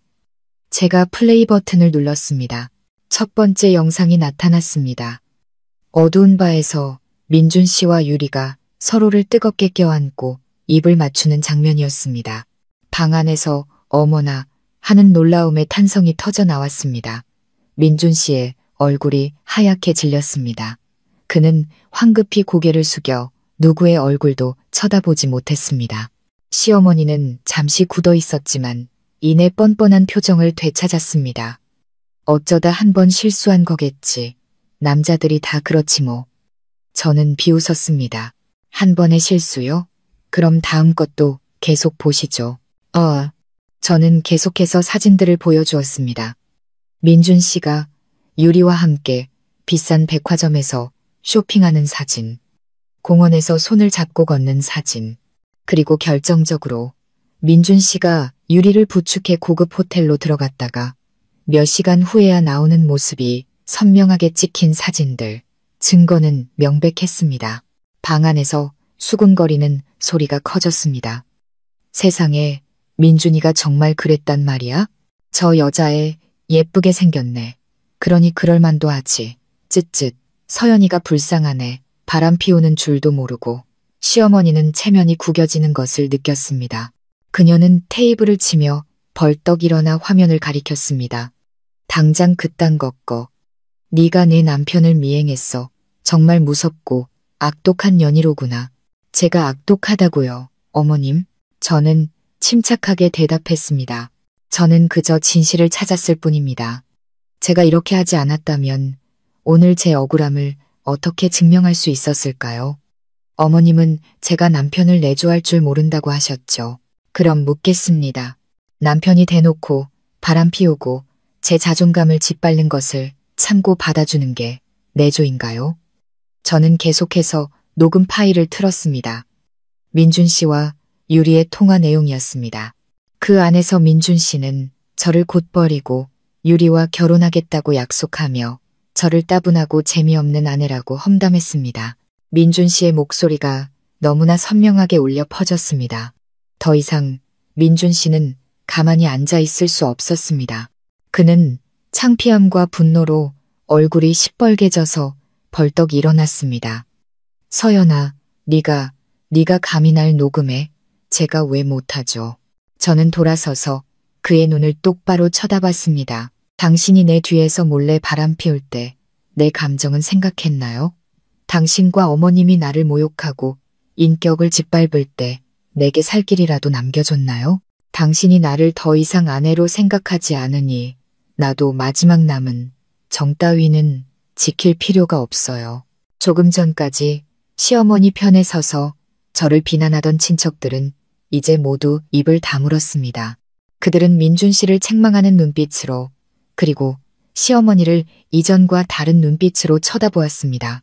더 이상 존경심은 찾아볼 수 없었습니다. 그들은 누가 옳고 그른지 깨달았습니다. 시어머니의 죄 많은 며느리 연극은 완전히 실패했습니다. 하지만 그녀는 아직 패배를 인정하지 않았습니다. 창피함은 곧 분노로 변했습니다. 그녀는 더 이상 체면을 차리지 않았습니다. 그래서 그녀가 소리쳤습니다. 바람 좀 피운 게 뭐 대수라고. 다 너 때문이야. 네가 애를 못 낳으니까 5년 동안 시집 와서 애 하나 못 낳는 주제에 넌 열매도 못 맺는 동나무야. 우리 집에 둘 수 없어. 우리 민준이가 대를 이을 자식을 낳아줄 다른 여자를 찾은 게 뭐가 잘못됐다는 거냐. 네가 아내로서 며느리로서 도리를 다 못했으면 잠자코 있기나 해. 그녀는 저를 공격하기 위해 마지막이자 가장 잔인한 무기를 꺼내 들었습니다. 아이 문제는 지난 5년간 저의 가장 큰 아픔이자 자격지심이었습니다. 저희는 여러 병원을 다녔습니다. 의사는 저희 둘 다 정상이며 아직 인연이 닿지 않은 것뿐이라고 했습니다. 하지만 시댁 식구들 눈에는 모든 잘못이 제게 있었습니다. 시어머니의 악독한 말을 듣자 가슴이 아팠습니다. 하지만 저는 울지 않았습니다. 이 상황에 대비하고 있었으니까요. 제가 애를 못 낳는다고요. 저는 그녀를 보며 차가운 미소를 지었습니다. 네, 저는 아직 아이가 없어요. 하지만 이 집안에서 자식 문제, 명예 문제로 걱정해야 할 사람은 아마 제가 아닐 텐데요. 시어머니는 제 태도에 놀란 듯 했습니다. 뭐라고? 그게 무슨 뜻이야? 저는 그녀에게 대답하지 않았습니다.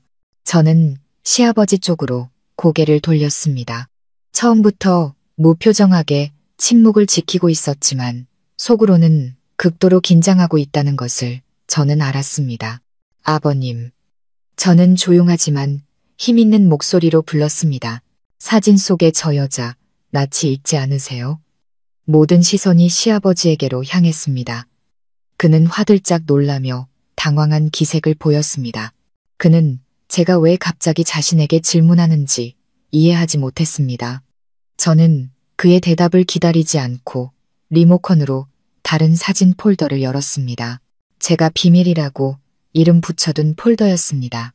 어머님, 친척 어른들, 아드님이 바람 피우니 그건 흔한 일이라고 하셨죠.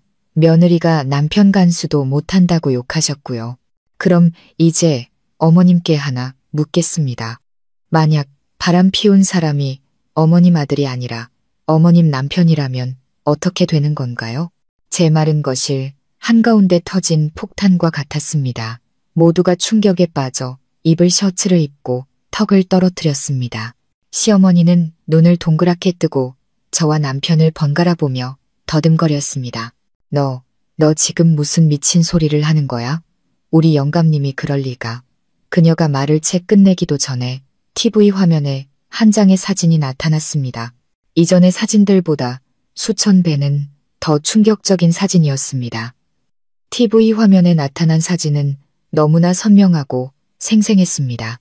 순간 넓은 거실은 죽음 같은 침묵에 휩싸였습니다. 모든 소리가 사라지고 오직 거친 숨소리와 화면을 향한 경악의 찬 시선들만 남았습니다. 사진 속에는 항상 근엄하고 엄격하시던 제 시아버지 강태석 씨가 민준 씨의 내연 여인 유리 옆에 서 있었습니다. 하지만 그들은 어두운 곳에 있지 않았습니다. 그들은 시내에서 꽤 유명한 한 산부인과 정문 앞에 서 있었습니다. 시아버지는 한 손에는 유리의 가방을 들고 다른 한 손으로는 매우 다정하고 걱정스러운 표정으로 그녀를 부축하고 있었습니다.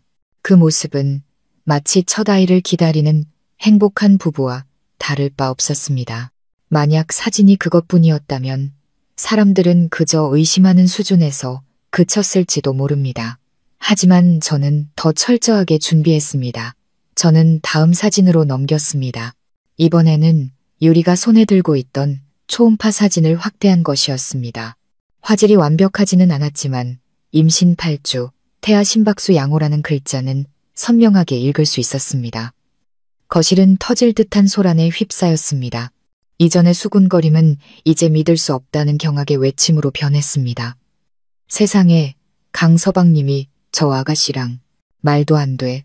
이게 어떻게 된 일이야? 집안이 아주 난리가 났네. 조금 전까지 창피함에 고개를 숙이고 있던 민준 씨가 벌떡 고개를 들었습니다. 그는 화면을 뚫어져라 쳐다보다가 이내 아버지를 향해 돌아섰습니다. 그의 두 눈은 혼란과 분노, 혐오감으로 이글거렸습니다. 아버지, 이게 어떻게 된 일이냐고요. 그는 목이 쉰 목소리로 소리쳤습니다. 시아버지는 그 자리에 못 박힌 듯 서 있었습니다. 그의 근엄했던 얼굴은 핏기 하나 없이 종이처럼 하얘졌습니다. 입술을 달싹이며 무언가 변명하려 했지만 한마디도 내뱉지 못했습니다. 평생을 공들여 쌓아온 위엄과 도덕군자의 가면이 단 한순간에 산산조각 났습니다. 하지만 가장 큰 충격을 받은 사람은 다름 아닌 시어머니였습니다. 그녀는 휘청거리며 의자 팔걸이를 붙잡았습니다. 그녀의 눈은 넋이 나간 듯 초점 없이 화면에 고정되어 있었습니다. 그녀는 이 잔인한 현실을 받아들일 수 없다는 듯 미친 듯이 고개를 저었습니다. 아니야, 그럴 리 없어. 네가 포토샵으로 조작한 거야. 우리 가족을 망치려고. 그녀는 저를 향해 손가락질하며 히스테릭하게 소리쳤습니다. 저는 그녀를 보며 슬프고도 비꼬는 듯한 미소를 지었습니다. 포토샵이요? 어머님은 제가 그런 능력이 있다고 생각하세요? 저는 더 이상 그녀와 말씨름하지 않았습니다. 리모컨을 들고 침착하게 동영상으로 전환했습니다. 그것은 제가 호텔 복도에서 찍은 짧은 영상이었습니다. TV 화면에는 시아버지와 유리가 한 객실에서 나와 시아버지가 그녀에게 다정하게 입을 맞추는 장면이 담겨 있었습니다. 영상은 짧았지만 더 이상 부인할 수 없는 증거였습니다. 그것은 시아버지와 시어머니의 마지막 변명의 희망까지 모두 꺼트려 버렸습니다. 보셨어요, 어머님? 저는 차갑고 단조로운 목소리로 말했습니다. 어머님 아들이 바람 피우고 남편도 바람 피웠네요. 더 기가 막힌 건 두 사람이 같은 여자와 바람을 피웠다는 사실이죠. 이게 어머님이 항상 자랑하시던 예의 바른 명문가의 모습인가요? 어머님, 저더러 멍청해서 남편 하나 간수 못한다고 욕하셨죠. 저는 시어머니의 눈을 똑바로 쳐다보며 얼음장처럼 차가운 목소리로 말했습니다. 그럼 이제 제게 비법 좀 알려주시겠어요? 남편이 황혼의 나이에도 밖에 나가 젊은 여자를 임신시키는 걸 어떻게 간수해야 하는 건가요? 아버지와 아들이 한 여자를 공유하는 이런 가정을 어떻게 지켜야 하는 건가요? 어머님, 가르쳐 주세요. 귀 기울여 듣겠습니다. 제 질문들은 하나하나가 시어머니의 뺨을 후려치는 따귀와 같았습니다. 그녀는 더 이상 소리치지 못했습니다.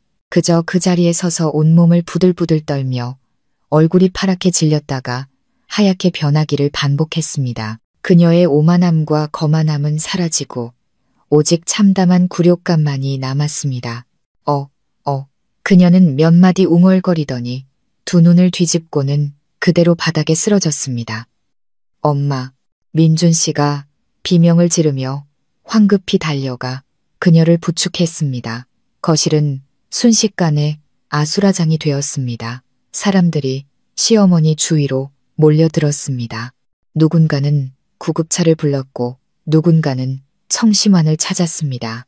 저를 심판하기 위해 열린 가족회의는 이제 그들 가족의 진짜 비극이 되었습니다. 저는 그 혼란스러운 광경을 바라보며 마음속에 어떤 미동도 느끼지 않았습니다. 통쾌하지도 기쁘지도 않았습니다. 그저 끝없는 피로감과 환멸감만이 느껴졌습니다. 거짓과 탐욕으로 가득 찬 한 가족이 스스로를 파멸시킨 것이었습니다. 저는 조용히 제 짐을 챙겨 그 방을 나섰습니다.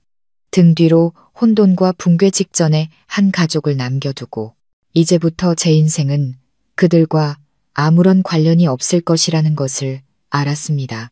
마지막 연극에 막이 내렸고 저는 불쌍한 조연에서 저만의 방식으로 연극의 결말을 짓는 감독이 되었습니다. 그 집의 대문을 나서며 저는 바깥 공기를 깊게 들이마셨습니다. 그날의 하늘은 유난히 맑고 높았습니다. 마치 수년간 저를 짓눌러왔던 무거운 짐을 벗어 던진 기분이었습니다. 이상할 정도로 마음이 가벼웠습니다. 멀리서 들려오는 구급차 사이렌 소리가 시끄럽고 급하게 울려 퍼졌습니다. 마치 명문가의 가면을 쓴 한 가족의 몰락을 알리는 애처로운 장송곡처럼 저는 뒤돌아보지 않았습니다. 집안의 일은 더 이상 제 소관이 아니었습니다. 저는 택시를 타고 곧장 친정으로 향했습니다. 저를 보자마자 어머니가 달려나와 저를 꼭 껴안아 주셨습니다. 어머니는 아무것도 묻지 않으시고 그저 제 등을 가볍게 토닥여 주셨습니다. 다 끝났지? 고생 많았다, 우리 딸. 저는 어머니의 어깨에 얼굴을 묻었습니다. 그동안 억지로 버텨왔던 모든 긴장이 풀리면서 처음으로 마음껏 울음을 터뜨렸습니다. 하지만 이것은 굴욕이나 고통의 눈물이 아니었습니다. 해방의 눈물이었습니다. 그 후 며칠 동안 저는 친정집에 머물며 시댁과의 모든 연락을 끊었습니다. 마음의 상처를 치유할 시간이 필요했습니다. 어머니도 무슨 일이 있었는지 자세히 묻지 않으셨습니다. 그저 조용히 제 곁에서 제가 좋아하는 음식을 만들어주시고 재미있는 이야기를 들려주셨습니다. 어머니는 말씀하셨습니다. 과거는 이제 지나갔어, 딸아. 중요한 건 현재와 미래를 위해 사는 거야. 하지만 그들 가족에 대한 소식은 지인들을 통해 계속해서 들려왔습니다. 제 예상대로 그날의 핵폭탄 이후 그 집은 완전히 무너져 내렸습니다. 시어머니는 너무 큰 충격으로 가벼운 뇌졸중이 와서 병원에 입원했습니다. 생명에는 지장이 없었지만 후유증으로 걸음이 불편해지고 입이 살짝 돌아가 예전처럼 날카롭고 악독한 말은 더 이상 할 수 없게 되었습니다. 하지만 육체적 충격보다 정신적 충격이 더 컸을 겁니다. 평생의 자부심이었던 도덕적인 남편과 능력 있는 아들의 실체가 만천하에 드러나 웃음거리가 되었으니까요. 진짜 전쟁은 시아버지와 민준 씨 사이에서 벌어졌습니다. 자신이 아버지와 내연녀에게 동시에 그것도 아주 굴욕적으로 속았다는 사실을 알게 된 민준 씨는 현실을 받아들이지 못했습니다. 그는 더 이상 시아버지를 아버지라고 부르지 않았습니다. 두 사람은 병원에서 천지가 뒤집힐 듯한 대판 싸움을 벌였습니다. 민준 씨는 시아버지를 향해 집안의 명예를 더럽힌 위선자라고 저주했습니다. 시아버지 역시 창피함과 분노 속에서 민준 씨를 향해 여자에게 노란한 줄도 모르는 무능한 놈이라고 비난하며 상처 주는 말을 내뱉었습니다. 원래도 서먹했던 부자 관계는 이제 완전히 파탄났습니다. 그들은 더 이상 서로를 쳐다보지도 않았습니다. 넓은 집에는 이제 두 남자만이 그림자처럼 살며 누구도 서로에게 말을 걸지 않았습니다. 충격에서 벗어난 민준 씨와 시아버지는 미친 듯이 유리를 찾아다녔습니다. 전화를 하고 문자를 보내고 그녀가 살던 원룸과 학교까지 찾아갔지만 모두 허사였습니다. 유리는 흔적도 없이 사라졌습니다. 전화번호는 없는 번호가 되었고 SNS 계정은 삭제되었습니다. 그녀는 마치 유령처럼 나타났다가 산산조각 난 한 가족과 두 어리석은 남자만을 남기고 사라져버렸습니다. 그제야 그들은 자신들이 사기당했다는 것을 깨달았습니다. 민준 씨는 제가 사진을 찍었던 산부인과를 찾아갔습니다. 그는 유리의 진료 기록을 보여달라고 요구했습니다. 병원은 처음에는 거절했지만 그가 소란을 피우고 지인을 동원하자 마지못해 확인해 주었습니다. 그리고 마침내 진실이 드러났습니다. 그날 유리라는 이름의 환자는 진료받은 적이 없었습니다. 그녀가 들고 있던 초음파 사진은 완전히 가짜였습니다. 임신은 애초에 존재하지 않았습니다.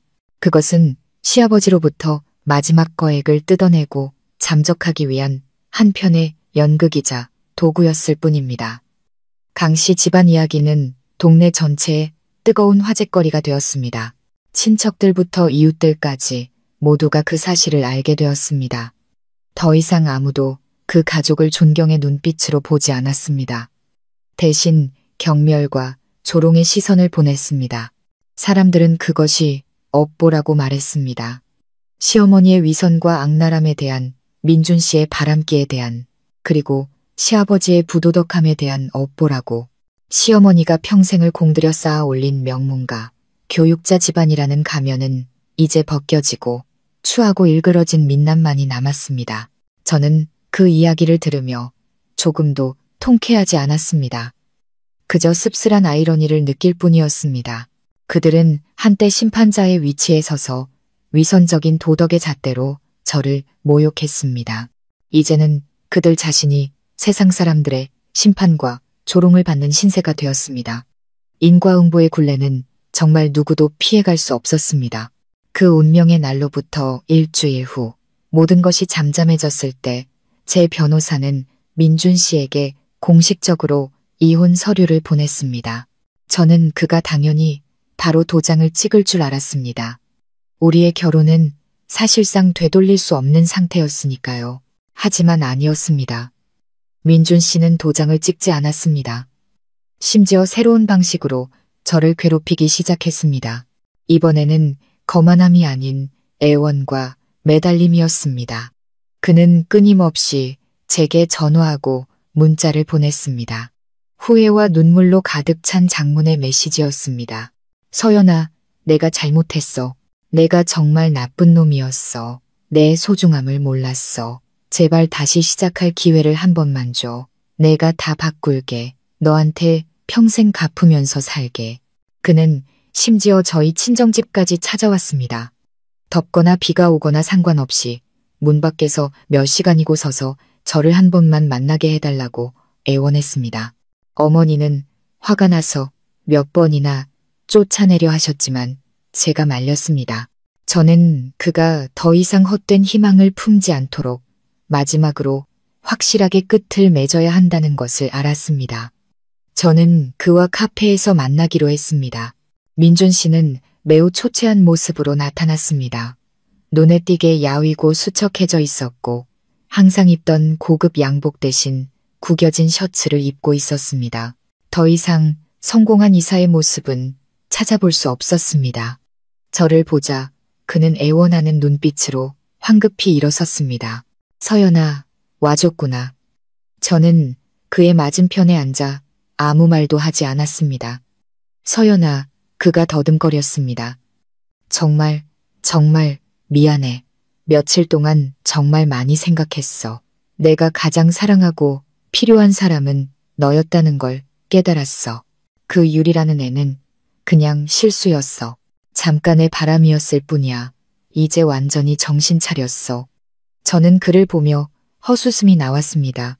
정신을 차렸다고? 모든 것이 탄로나고 내연녀가 도망간 후에야?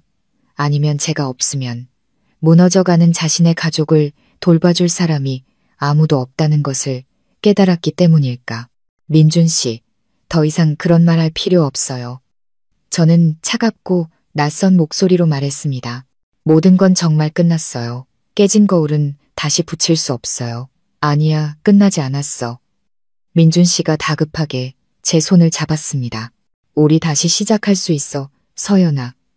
다시는 엄마가 너한테 그렇게 못하게 할게. 약속할게. 제발 내 곁으로 돌아와줘. 저는 부드럽게 손을 뺐습니다. 민준 씨, 그거 알아요? 용서할 수 있는 실수가 있고 용서할 수 없는 배신이 있어요. 당신은 나를 배신했을 뿐만 아니라 어머님과 함께 나를 모욕하고 내 인격을 짓밟았어요. 내 마음은 이미 죽었어요. 더 이상 당신을 사랑할 수 없어요. 말을 마친 후 저는 제가 미리 서명해둔 이혼 서류를 테이블 위에 놓았습니다. 도장 찍어요. 그게 우리 둘 모두를 위한 최선의 방법이에요. 서로를 놓아주자고요. 민준 씨는 서류를 보다가 다시 저를 보았습니다. 그의 수척한 얼굴 위로 눈물이 흐르기 시작했습니다. 처음으로 그의 우는 모습을 보았지만 이 뒤늦은 눈물은 제게 아무런 의미도 없었습니다. 결국 그는 다른 방법이 없다는 것을 깨닫고 떨리는 손으로 펜을 들어 서류에 서명했습니다. 민준 씨와의 일을 해결한 후 저는 시어머니와 재산 문제로 힘든 법적 다툼을 해야 할 것이라고 생각했습니다. 하지만 저는 또 틀렸습니다. 그 충격 이후 시어머니는 완전히 무너져 내렸습니다. 그녀는 더 이상 재산을 놓고 다툴 기력조차 없었습니다. 그녀는 큰 집을 팔아 법에 따라 제게 절반을 나누어 주었고 나머지 절반은 자신의 노후와 민준 씨를 위해 남겨두었습니다. 그녀는 더 이상 욕을 하거나 악담을 퍼붓지 않았습니다. 말이 없고 침울한 사람이 되었습니다. 가끔 사람들이 그녀가 현관에 혼자 앉아 멍한 눈빛으로 허공을 응시하는 모습을 보았다고 했습니다. 아마도 그 고독한 순간에 그녀는 자신이 저지른 일에 대한 고통과 후회를 곱씹고 있었을 겁니다. 그녀의 오만함과 독선에 대한 대가는 가족의 붕괴와 황혼의 고독이었습니다. 제가 마지막으로 마주해야 할 사람은 시아버지였습니다. 그는 제게 먼저 전화를 걸어 산속의 조용한 절에서 만나자고 했습니다. 저는 동의했습니다. 증오심 때문이 아니라 호기심 때문이었습니다. 그와 같은 사람이 왜 그렇게 타락했는지 그 이유를 알고 싶었습니다. 시아버지는 10년은 늙어 보였습니다. 머리는 하얗게 새었고 등은 굽어 있었습니다. 예전의 근엄하고 도덕적인 모습은 온데간데 없고 피로와 고통에 찌든 모습만이 남아 있었습니다. 안거라. 그가 쉰 목소리로 말했습니다. 우리는 사찰의 고요한 공간 속에서 마주 앉았습니다. 내가 미안하다. 그가 힘겹게 입을 열었습니다. 이제 와서 무슨 말을 해도 소용없다는 거 안다. 내가 용서받지 못할 죄를 지었다. 너를 힘들게 하고 가족 모두를 힘들게 했어. 저는 조용히 그가 다음 말을 하기를 기다렸습니다. 나와 내 시어머니는 사실 사랑이 없었다. 그가 이야기하기 시작했습니다. 우리는 중매로 만났고 사랑보다는 책임감으로 살았지. 내 시어머니는 평생 아들밖에 몰랐다. 아들이 전부였지. 나는 그저 집안의 그림자일 뿐이었다. 수십 년을 외롭게 살았어. 그러다 그 유리라는 아이를 만났지. 그가 한숨을 쉬었습니다. 그 아이는 내게 관심을 주고 내 이야기를 들어주었다. 내가 아주 오래전에 잃어버렸던 감정이었지. 내가 눈이 멀었었다. 어리석었어. 스스로를 속이다가 결국 돌이킬 수 없는 죄를 짓고 말았다. 그의 고백을 듣자 제 안의 분노가 조금은 가라앉았습니다. 더 이상 그가 역겹게 느껴지지 않고 그저 불쌍하게 느껴졌습니다. 그 역시 피해자였습니다. 외로움의 불행한 결혼의 피해자. 하지만 불쌍하다고 해서 실수가 정당화될 수는 없었습니다. 이해합니다, 아버님. 저는 평온한 목소리로 말했습니다. 하지만 사람은 누구나 자신의 행동에 책임을 져야 합니다. 남은 생이라도 평안을 찾으시길 바랍니다. 우리의 대화는 끝났습니다. 제가 돌아서서 걸어갈 때 절에서 울려 퍼지는 종소리가 고요한 공간에 길게 울려 퍼졌습니다. 그 종소리는 마치 세상의 모든 더러움을 씻어내는 듯했고 제 인생에 파란만장했던 한 장을 닫아주는 듯했습니다. 모든 은원과 증오는 이제 정말로 그 종소리와 함께 사라졌습니다. 저와 민준 씨의 이혼 절차는 신속하게 처리되었습니다. 법원에서 이혼 판결문을 손에 든 날, 저는 슬프거나 아쉽지 않았습니다. 대신 무한한 안도감을 느꼈습니다. 마침내 저는 자유로워졌습니다. 수년 동안 제 몸과 마음을 갉아먹었던 유해한 관계를 공식적으로 끊어낸 것입니다. 저는 너무나 많은 아픈 기억이 담긴 그 도시를 떠나 고향으로 돌아가 모든 것을 새로 시작하기로 결심했습니다. 이혼 후 받은 재산 분할금과 약사로서의 지식, 경험을 바탕으로 저는 제 고향의 작은 읍내에 개인 약국을 열었습니다. 약국 이름은 안녕 약국이라고 지었습니다. 손님들뿐만 아니라 제 자신에게도 건강과 평안을 가져다주고 싶은 마음에서였습니다. 처음에는 사업이 조금 어려웠지만 정성과 신뢰를 바탕으로 한 덕분에 제 약국은 점차 동네 사람들의 신뢰를 얻으며 번창했습니다. 저는 단순히 약을 파는 것뿐만 아니라 특히 홀로 계신 어르신들을 위해 무료로 건강 상담을 해드리는데 시간을 보냈습니다. 저는 이래서 다른 사람을 돕는 것에서 기쁨과 의미를 찾았습니다. 저는 더 이상 과거에 유약하고 순종적이었던 서연이가 아니었습니다. 저는 독립적이고 주체적이며 강인한 여성이 되었습니다. 스스로 돈을 벌고 누구에게도 의지하지 않고 제 삶을 결정했습니다. 일 외에는 어머니와 더 많은 시간을 보냈습니다. 가장 힘든 시기에 저의 든든한 버팀목이 되어주셨던 분. 우리는 함께 작은 텃밭을 가꾸고 따뜻한 밥을 지어 먹었습니다. 어머니의 행복한 미소를 보며 제 결정이 완전히 옳았다는 것을 알았습니다. 가끔 전 남편 가족에 대한 소식을 듣기도 했습니다. 제가 떠난 후 그들의 삶은 길고 암울한 나날의 연속이었습니다. 민준 씨는 이혼 후 큰 재산을 잃고 아버지에 대한 충격까지 더해져 무기력하고 방탕한 생활에 빠졌습니다. 그는 더 이상 일할 의욕을 잃고 매일같이 술로 시름을 달랬습니다. 사업은 기울었고 그의 이사자리도 다른 사람으로 대체되었습니다. 성공한 남자에서 그는 목적 없이 방황하는 실패자가 되었습니다. 시어머니는 건강이 점점 더 나빠졌습니다. 뇌졸중 후유증으로 거동이 불편해진 데다 가족이 무너지고 아들이 망가진 것에 대한 슬픔으로 10년은 더 늙어 보였습니다. 그녀는 더 이상 외출하지 않고 집안에만 머물며 고독과 후회 속에서 살았습니다. 그리고 시아버지는 모든 것이 탄로난 후 집을 나와 따로 살기 시작했습니다. 그는 옛집을 팔고 작은 아파트로 이사했습니다.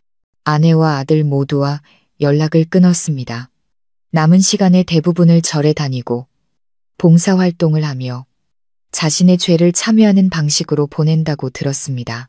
한때 부유하고 모범적이라고 여겨졌던 한 가족은 이제 뿔뿔이 흩어져 각자의 고통과 가책 속에서 살아가고 있었습니다. 저는 그 이야기를 들으며 조금도 통쾌하지 않았습니다. 그저 공허하고 슬픈 마음이 들 뿐이었습니다. 만약 그들이 가진 것을 소중히 여길 줄 알았다면, 만약 그들이 서로를 더 진심으로 사랑했다면 아마 비극은 일어나지 않았을 겁니다. 하지만 인생에는 만약이란 없습니다. 사람은 누구나 자신의 선택과 행동에 스스로 책임을 져야 합니다. 어느 날 오후 제가 약국 문을 닫으려 할 때 예상치 못한 손님이 나타났습니다. 민준 씨였습니다. 그는 마지막으로 보았을 때보다 훨씬 더 초췌해 보였습니다. 옷은 구겨져 있었고 수염은 덥수룩했으며 몸에서는 진한 술 냄새가 났습니다. 그는 제 앞에 서서 피곤하고 애원하는 눈빛으로 저를 바라보았습니다. 서연아, 너 찾으러 왔어. 저는 그를 평온한 마음으로 바라보았습니다. 나한테 무슨 볼일 있어요? 나 너한테 사과하고 싶어서. 그가 쉰 목소리로 말했습니다. 그리고 다시 돌아와 달라고 부탁하고 싶어서. 내가 자격 없는 거 알아. 하지만 정말 너 없이는 못 살겠어. 너를 잃고 나서야 네가 나한테 얼마나 소중했는지 알았어. 저는 한참 동안 침묵하다가 부드럽게 고개를 저었습니다. 민준 씨, 너무 늦었어요. 지금의 나는 예전의 내가 아니에요. 나에겐 나만의 삶이 있고 아주 잘 지내고 있어요. 당신도 그랬으면 좋겠어요. 과거는 잊고 새 인생을 살아요. 그게 우리 둘 모두를 위한 최선의 방법이에요. 말을 마친 후 저는 돌아서서 약국의 셔터를 내렸습니다. 서서히 지는 노을 속에 그를 홀로 남겨두고 저는 더 이상 그를 미워하지도 사랑하지도 않았습니다. 제게 그는 그저 스쳐 지나간 사람, 과거에 속한 슬픈 기억일 뿐이었습니다. 우리의 관계는 이 순간 온전한 마침표를 찍었습니다. 저는 제 앞에 새로운 길, 새로운 삶이 기다리고 있다는 것을 알았습니다. 그 후 제 삶은 평온하고 안정된 나날의 연속이었습니다. 안녕 약국은 나날이 번창했습니다.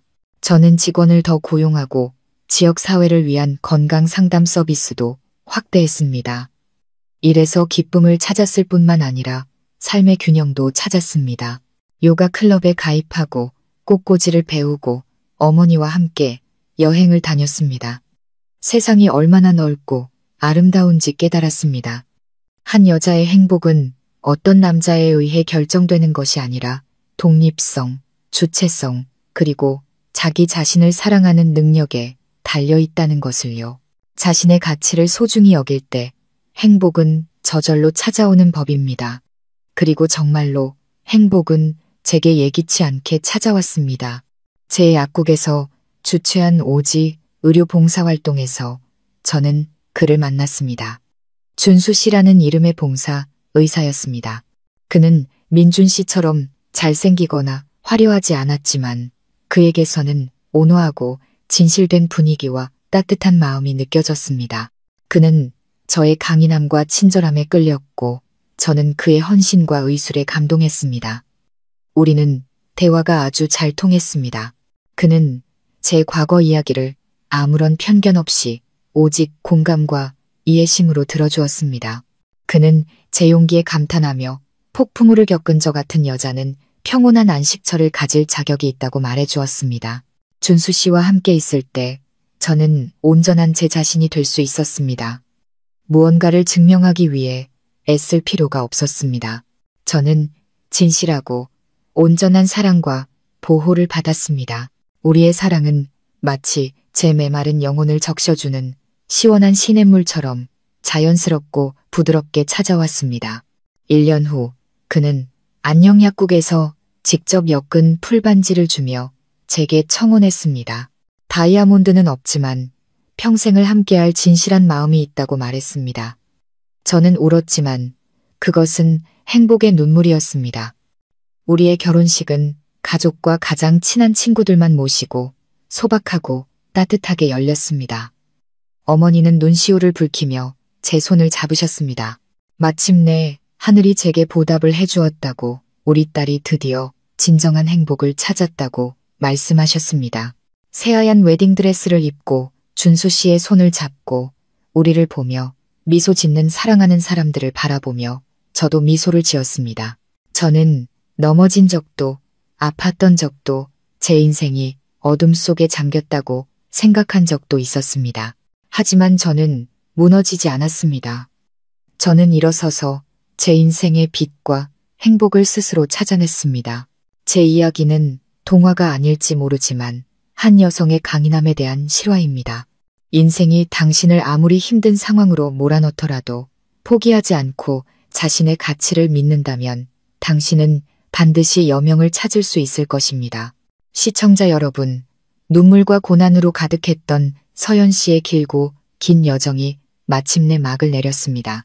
우리는 그녀와 함께 믿음을 잃는 고통, 내 집에서조차 이방인이 되는 혼란, 모욕당하는 굴욕감을 겪었고 마침내 진실이 밝혀지고 늦게나마 정의가 실현되는 순간에 함께 환호했습니다. 이 이야기는 단순한 배신과 가족의 비극을 넘어 한 여성이 고통 속에서 껍질을 깨고 나오는 강인하고 아름다운 성장기입니다. 순종적인 피해자에서 자기 운명의 주인으로 거듭나는 여정이었죠. 아마도 이 이야기가 주는 첫 번째이자 가장 쓰라린 교훈은 바로 환상의 붕괴일 것입니다. 서연 씨는 수많은 다른 여성들처럼 모든 믿음과 희생을 바쳐 결혼 생활을 시작했습니다. 그녀는 자신의 경력을 기꺼이 포기하고 남편을 기다리며 차가운 저녁 식사를 감수했습니다. 자신이 충분히 착하고 너그럽고 인내하면 평화로운 가정을 지킬 수 있을 것이라고 믿었습니다. 하지만 잔인한 현실은 그 반대를 증명했습니다. 그녀의 희생은 존중받지 못하고 당연하게 여겨졌습니다. 그녀의 선함은 누구도 감화시키지 못했고 오히려 그녀를 따분한 아내, 쉽게 억압할 수 있는 며느리로 만들었습니다. 이것은 매우 현실적인 교훈입니다. 일방적인 희생과 끝없는 인내는 결코 행복을 가져다 주지 않습니다. 그것은 상대방의 이기심과 무관심을 키울 뿐입니다. 결혼 생활의 행복은 어느 한 사람의 인내가 아닌 양쪽의 노력과 서로에 대한 존중과 이해 위에서만 세워질 수 있습니다. 시청자들의 마음에 깊이 파고들어 극도의 분노를 유발했던 지점은 바로 시어머니의 말이었습니다. 제 남편 하나 간수 못하는 멍청한 년. 이 말은 단순히 악독한 시어머니의 꾸짖음이 아니라 우리 사회에 여전히 존재하는 유해한 사상을 대변합니다. 바로 피해자, 특히 여성에게 책임을 전가하는 사상입니다. 왜 남자가 바람을 피우면 가장 먼저 비난받고 심판받는 사람이 그의 아내가 되어야 할까요? 왜 사람들은 충실의 맹세를 저버린 사람을 비난하는 대신 아내가 뭘 잘못했길래 남편이 다른 여자를 찾았을까? 라고 질문할까요? 시어머니의 말은 서연 씨에게 상처를 입혔을 뿐만 아니라 그녀의 모든 인격과 가치를 부정하는 잔인한 칼날이었습니다. 그것은 그녀를 불쌍한 피해자에서 죄인으로 둔갑시켰습니다. 그리고 여기서 우리가 얻는 깊은 교훈은 이것입니다. 가장 가까운 사람일지라도 그 누구에게도 당신의 명예와 자존감을 짓밟을 권리를 주지 마십시오. 당신이 상처받았을 때 당신은 멍청한 것이 아닙니다. 유일한 잘못은 상처를 준 그 사람에게 있습니다. 서연 씨가 이 말을 듣고 각성한 것은 나의 인내는 어리석음이 아니며 다른 사람이 씌우는 죄인의 역할을 결코 받아들이지 않겠다는 단호한 선언이었습니다. 그리고 가장 짙은 어둠 속에서도 항상 한 줄기 빛은 존재합니다. 서연 씨 이야기의 빛은 바로 그녀의 어머니였습니다. 딸에게 무조건 참으라고 조언하는 대신 침착하고 지혜롭게 투쟁의 길을 제시해준 어머니의 모습은 정말 가치 있는 장면이었습니다. 그녀는 딸에게 기댈 어깨뿐만 아니라 날카로운 검을 쥐어주었습니다. 눈물은 남자를 후회하게 만들지 못해 우습게 볼 뿐이지. 어머니의 이 말은 값을 매길 수 없는 교훈입니다. 위기의 순간에 우리에게 필요한 것은 감정적인 위로뿐만 아니라 냉철한 이성과 현명한 전략입니다. 절대 고통을 혼자 감당하지 마십시오. 당신을 진정으로 사랑하고 올바른 조언을 해줄 만큼 현명하고 경험 많은 사람을 찾으십시오. 때로는 전화 한 통, 시기적절한 조언 한마디가 인생 전체를 바꿀 수 있습니다. 서연 씨의 증거 수집 과정은 눈물겨운 여정이었습니다. 상상해 보십시오. 내 남편이 다른 여자와 사랑을 나누는 것을 직접 목격하고 그들의 사랑의 속삭임을 들어야 하며 매일 심장이 갈기갈기 찢기는 고통을 견뎌야 합니다. 그것은 끔찍한 고문이었지만 서연 씨는 무너지지 않았습니다. 그녀는 고통을 힘으로 바꿨습니다. 이것이 바로 피해자와 전사의 결정적인 차이입니다. 피해자는 고통에 잠식되지만 전사는 바로 그 고통을 무기로 사용합니다. 여기서의 교훈은 미행이나 염탐을 조장하는 것이 아닙니다. 불의와 거짓에 맞설 때 감정만이 아닌 이성을 사용해야 한다는 것을 상기시켜 줍니다. 증거와 진실이야말로 수만 마디의 논쟁이나 눈물보다 강력한 무기입니다. 한 여성의 강인함은 결코 울지 않는 데 있는 것이 아니라 울고 난 후에 무엇을 해야 할지 아는 데 있습니다. 그리고 이야기는 배신보다 더 깊은 비극, 더 추악하고 적나라한 진실을 드러냈습니다. 그것은 바로 그 모범적인 가족의 도덕적 기반 자체가 썩어 있었다는 것입니다. 항상 도덕군자인 척 엄격했던 아버지이자 남편인 시아버지가 아들의 내연녀와 몰래 바람을 피운다는 사실은 큰 충격이었습니다. 이것은 우리에게 쓰라린 교훈을 줍니다. 절대 겉모습만으로 사람이나 가정을 판단하지 말라는 것. 교육자 집안, 성공한 집안이라는 가면 뒤에는 추악한 비밀과 거짓으로 얽힌 관계가 숨어 있을 수 있습니다. 입만 열면 도덕을 외치는 자들이 종종 가장 비도덕적인 삶을 사는 법입니다. 시아버지와 민준 씨의 사건은 잘못된 길을 걷고 있는 모든 남성들에게 경종을 울립니다. 무책임한 바람기는 당신 자신의 행복을 파괴할 뿐만 아니라 돌이킬 수 없는 가족의 비극을 초래할 수 있습니다. 강씨 집안의 결말은 인과응보의 법칙을 명확하게 보여주는 증거입니다. 업보는 그들 모두에게 한 사람도 빠짐없이 그리고 매우 쓰라린 방식으로 찾아왔습니다. 평생을 오만하게 살아온 시어머니는 결국 병과 고독, 그리고 남편과 아들의 진짜 모습이 드러나는 굴욕 속에서 살게 되었습니다. 금지옥역 같던 아들 민준 씨는 결국 아내, 내연녀, 직업, 그리고 아버지로부터의 존경까지 모든 것을 잃었습니다. 모범 공무원이었던 시아버지는 남은 생을 가책과 부끄러움 속에서 살게 되었고, 비극을 뿌린 유리는 비록 큰 돈을 갖고 도망쳤지만 과연 그녀가 자신이 저지른 일에 대해 평생 마음 편히 살 수 있을까요? 이 이야기는 우리 문화 깊숙이 자리한 믿음을 다시 한번 확인시켜 줍니다. 뿌린 대로 거둔다는 것. 거짓과 악행은 일시적인 이익을 가져다 줄 수 있지만 결국 치러야 할 대가는 상상 이상으로 클 것입니다. 그리고 마지막으로 가장 의미 있고 인간적인 교훈은 바로 서연 씨 인생의 마지막 장입니다. 그녀는 맹목적인 복수를 선택하지 않았습니다. 전 남편 가족의 붕괴를 보며 통쾌해하지도 않았습니다. 대신 그녀는 떠나는 길, 새로 시작하는 길을 선택했습니다. 서연 씨의 떠남은 도피가 아니라 해방이었습니다. 그녀는 유해한 관계와 가치 없는 사람들로부터 스스로를 해방시켰습니다. 그녀는 자신의 뿌리, 어머니, 그리고 사랑하는 일로 돌아갔습니다. 그녀가 연 안녕, 약국은 단순한 사업체가 아니라 평안하고 선량한 그녀의 새로운 삶의 상징이었습니다. 그리고 그녀가 자기 자신을 사랑하고 소중히 여길 줄 알게 되었을 때 새로운 사랑과 진정한 행복이 자연스럽게 그녀를 찾아왔습니다. 서연 씨의 이야기를 통해 시청자 여러분, 특히 여성분들께 깊은 메시지를 전하고 싶습니다. 당신의 가치는 남자를 붙잡고 있는지 여부에 달려있지 않습니다. 당신의 가치는 당신의 인격, 자존감, 그리고 넘어진 후에도 다시 일어서서 스스로 행복을 만들어 나가는 능력에 있습니다. 절대 그 누구도 당신을 멍청하다는 두 단어로 정의하게 두지 마십시오. 당신은 유일한 존재이며 사랑받고 존중받을 자격이 있습니다. 만약 당신이 유해한 관계 속에 있다면 용감하게 걸어 나오십시오. 이 문이 닫히면 더 밝고 넓은 다른 문이 당신을 기다리고 있을 것입니다. 모든 폭풍우가 지나가면 하늘은 다시 맑아지고 가장 눈부신 새벽은 가장 짙은 어둠 뒤에 온다는 것을 믿으십시오. 참고로 본 이야기의 모든 인물과 사건은 허구이며 오직 교육적이고 인간적인 가치를 전달할 목적으로 창작되었습니다.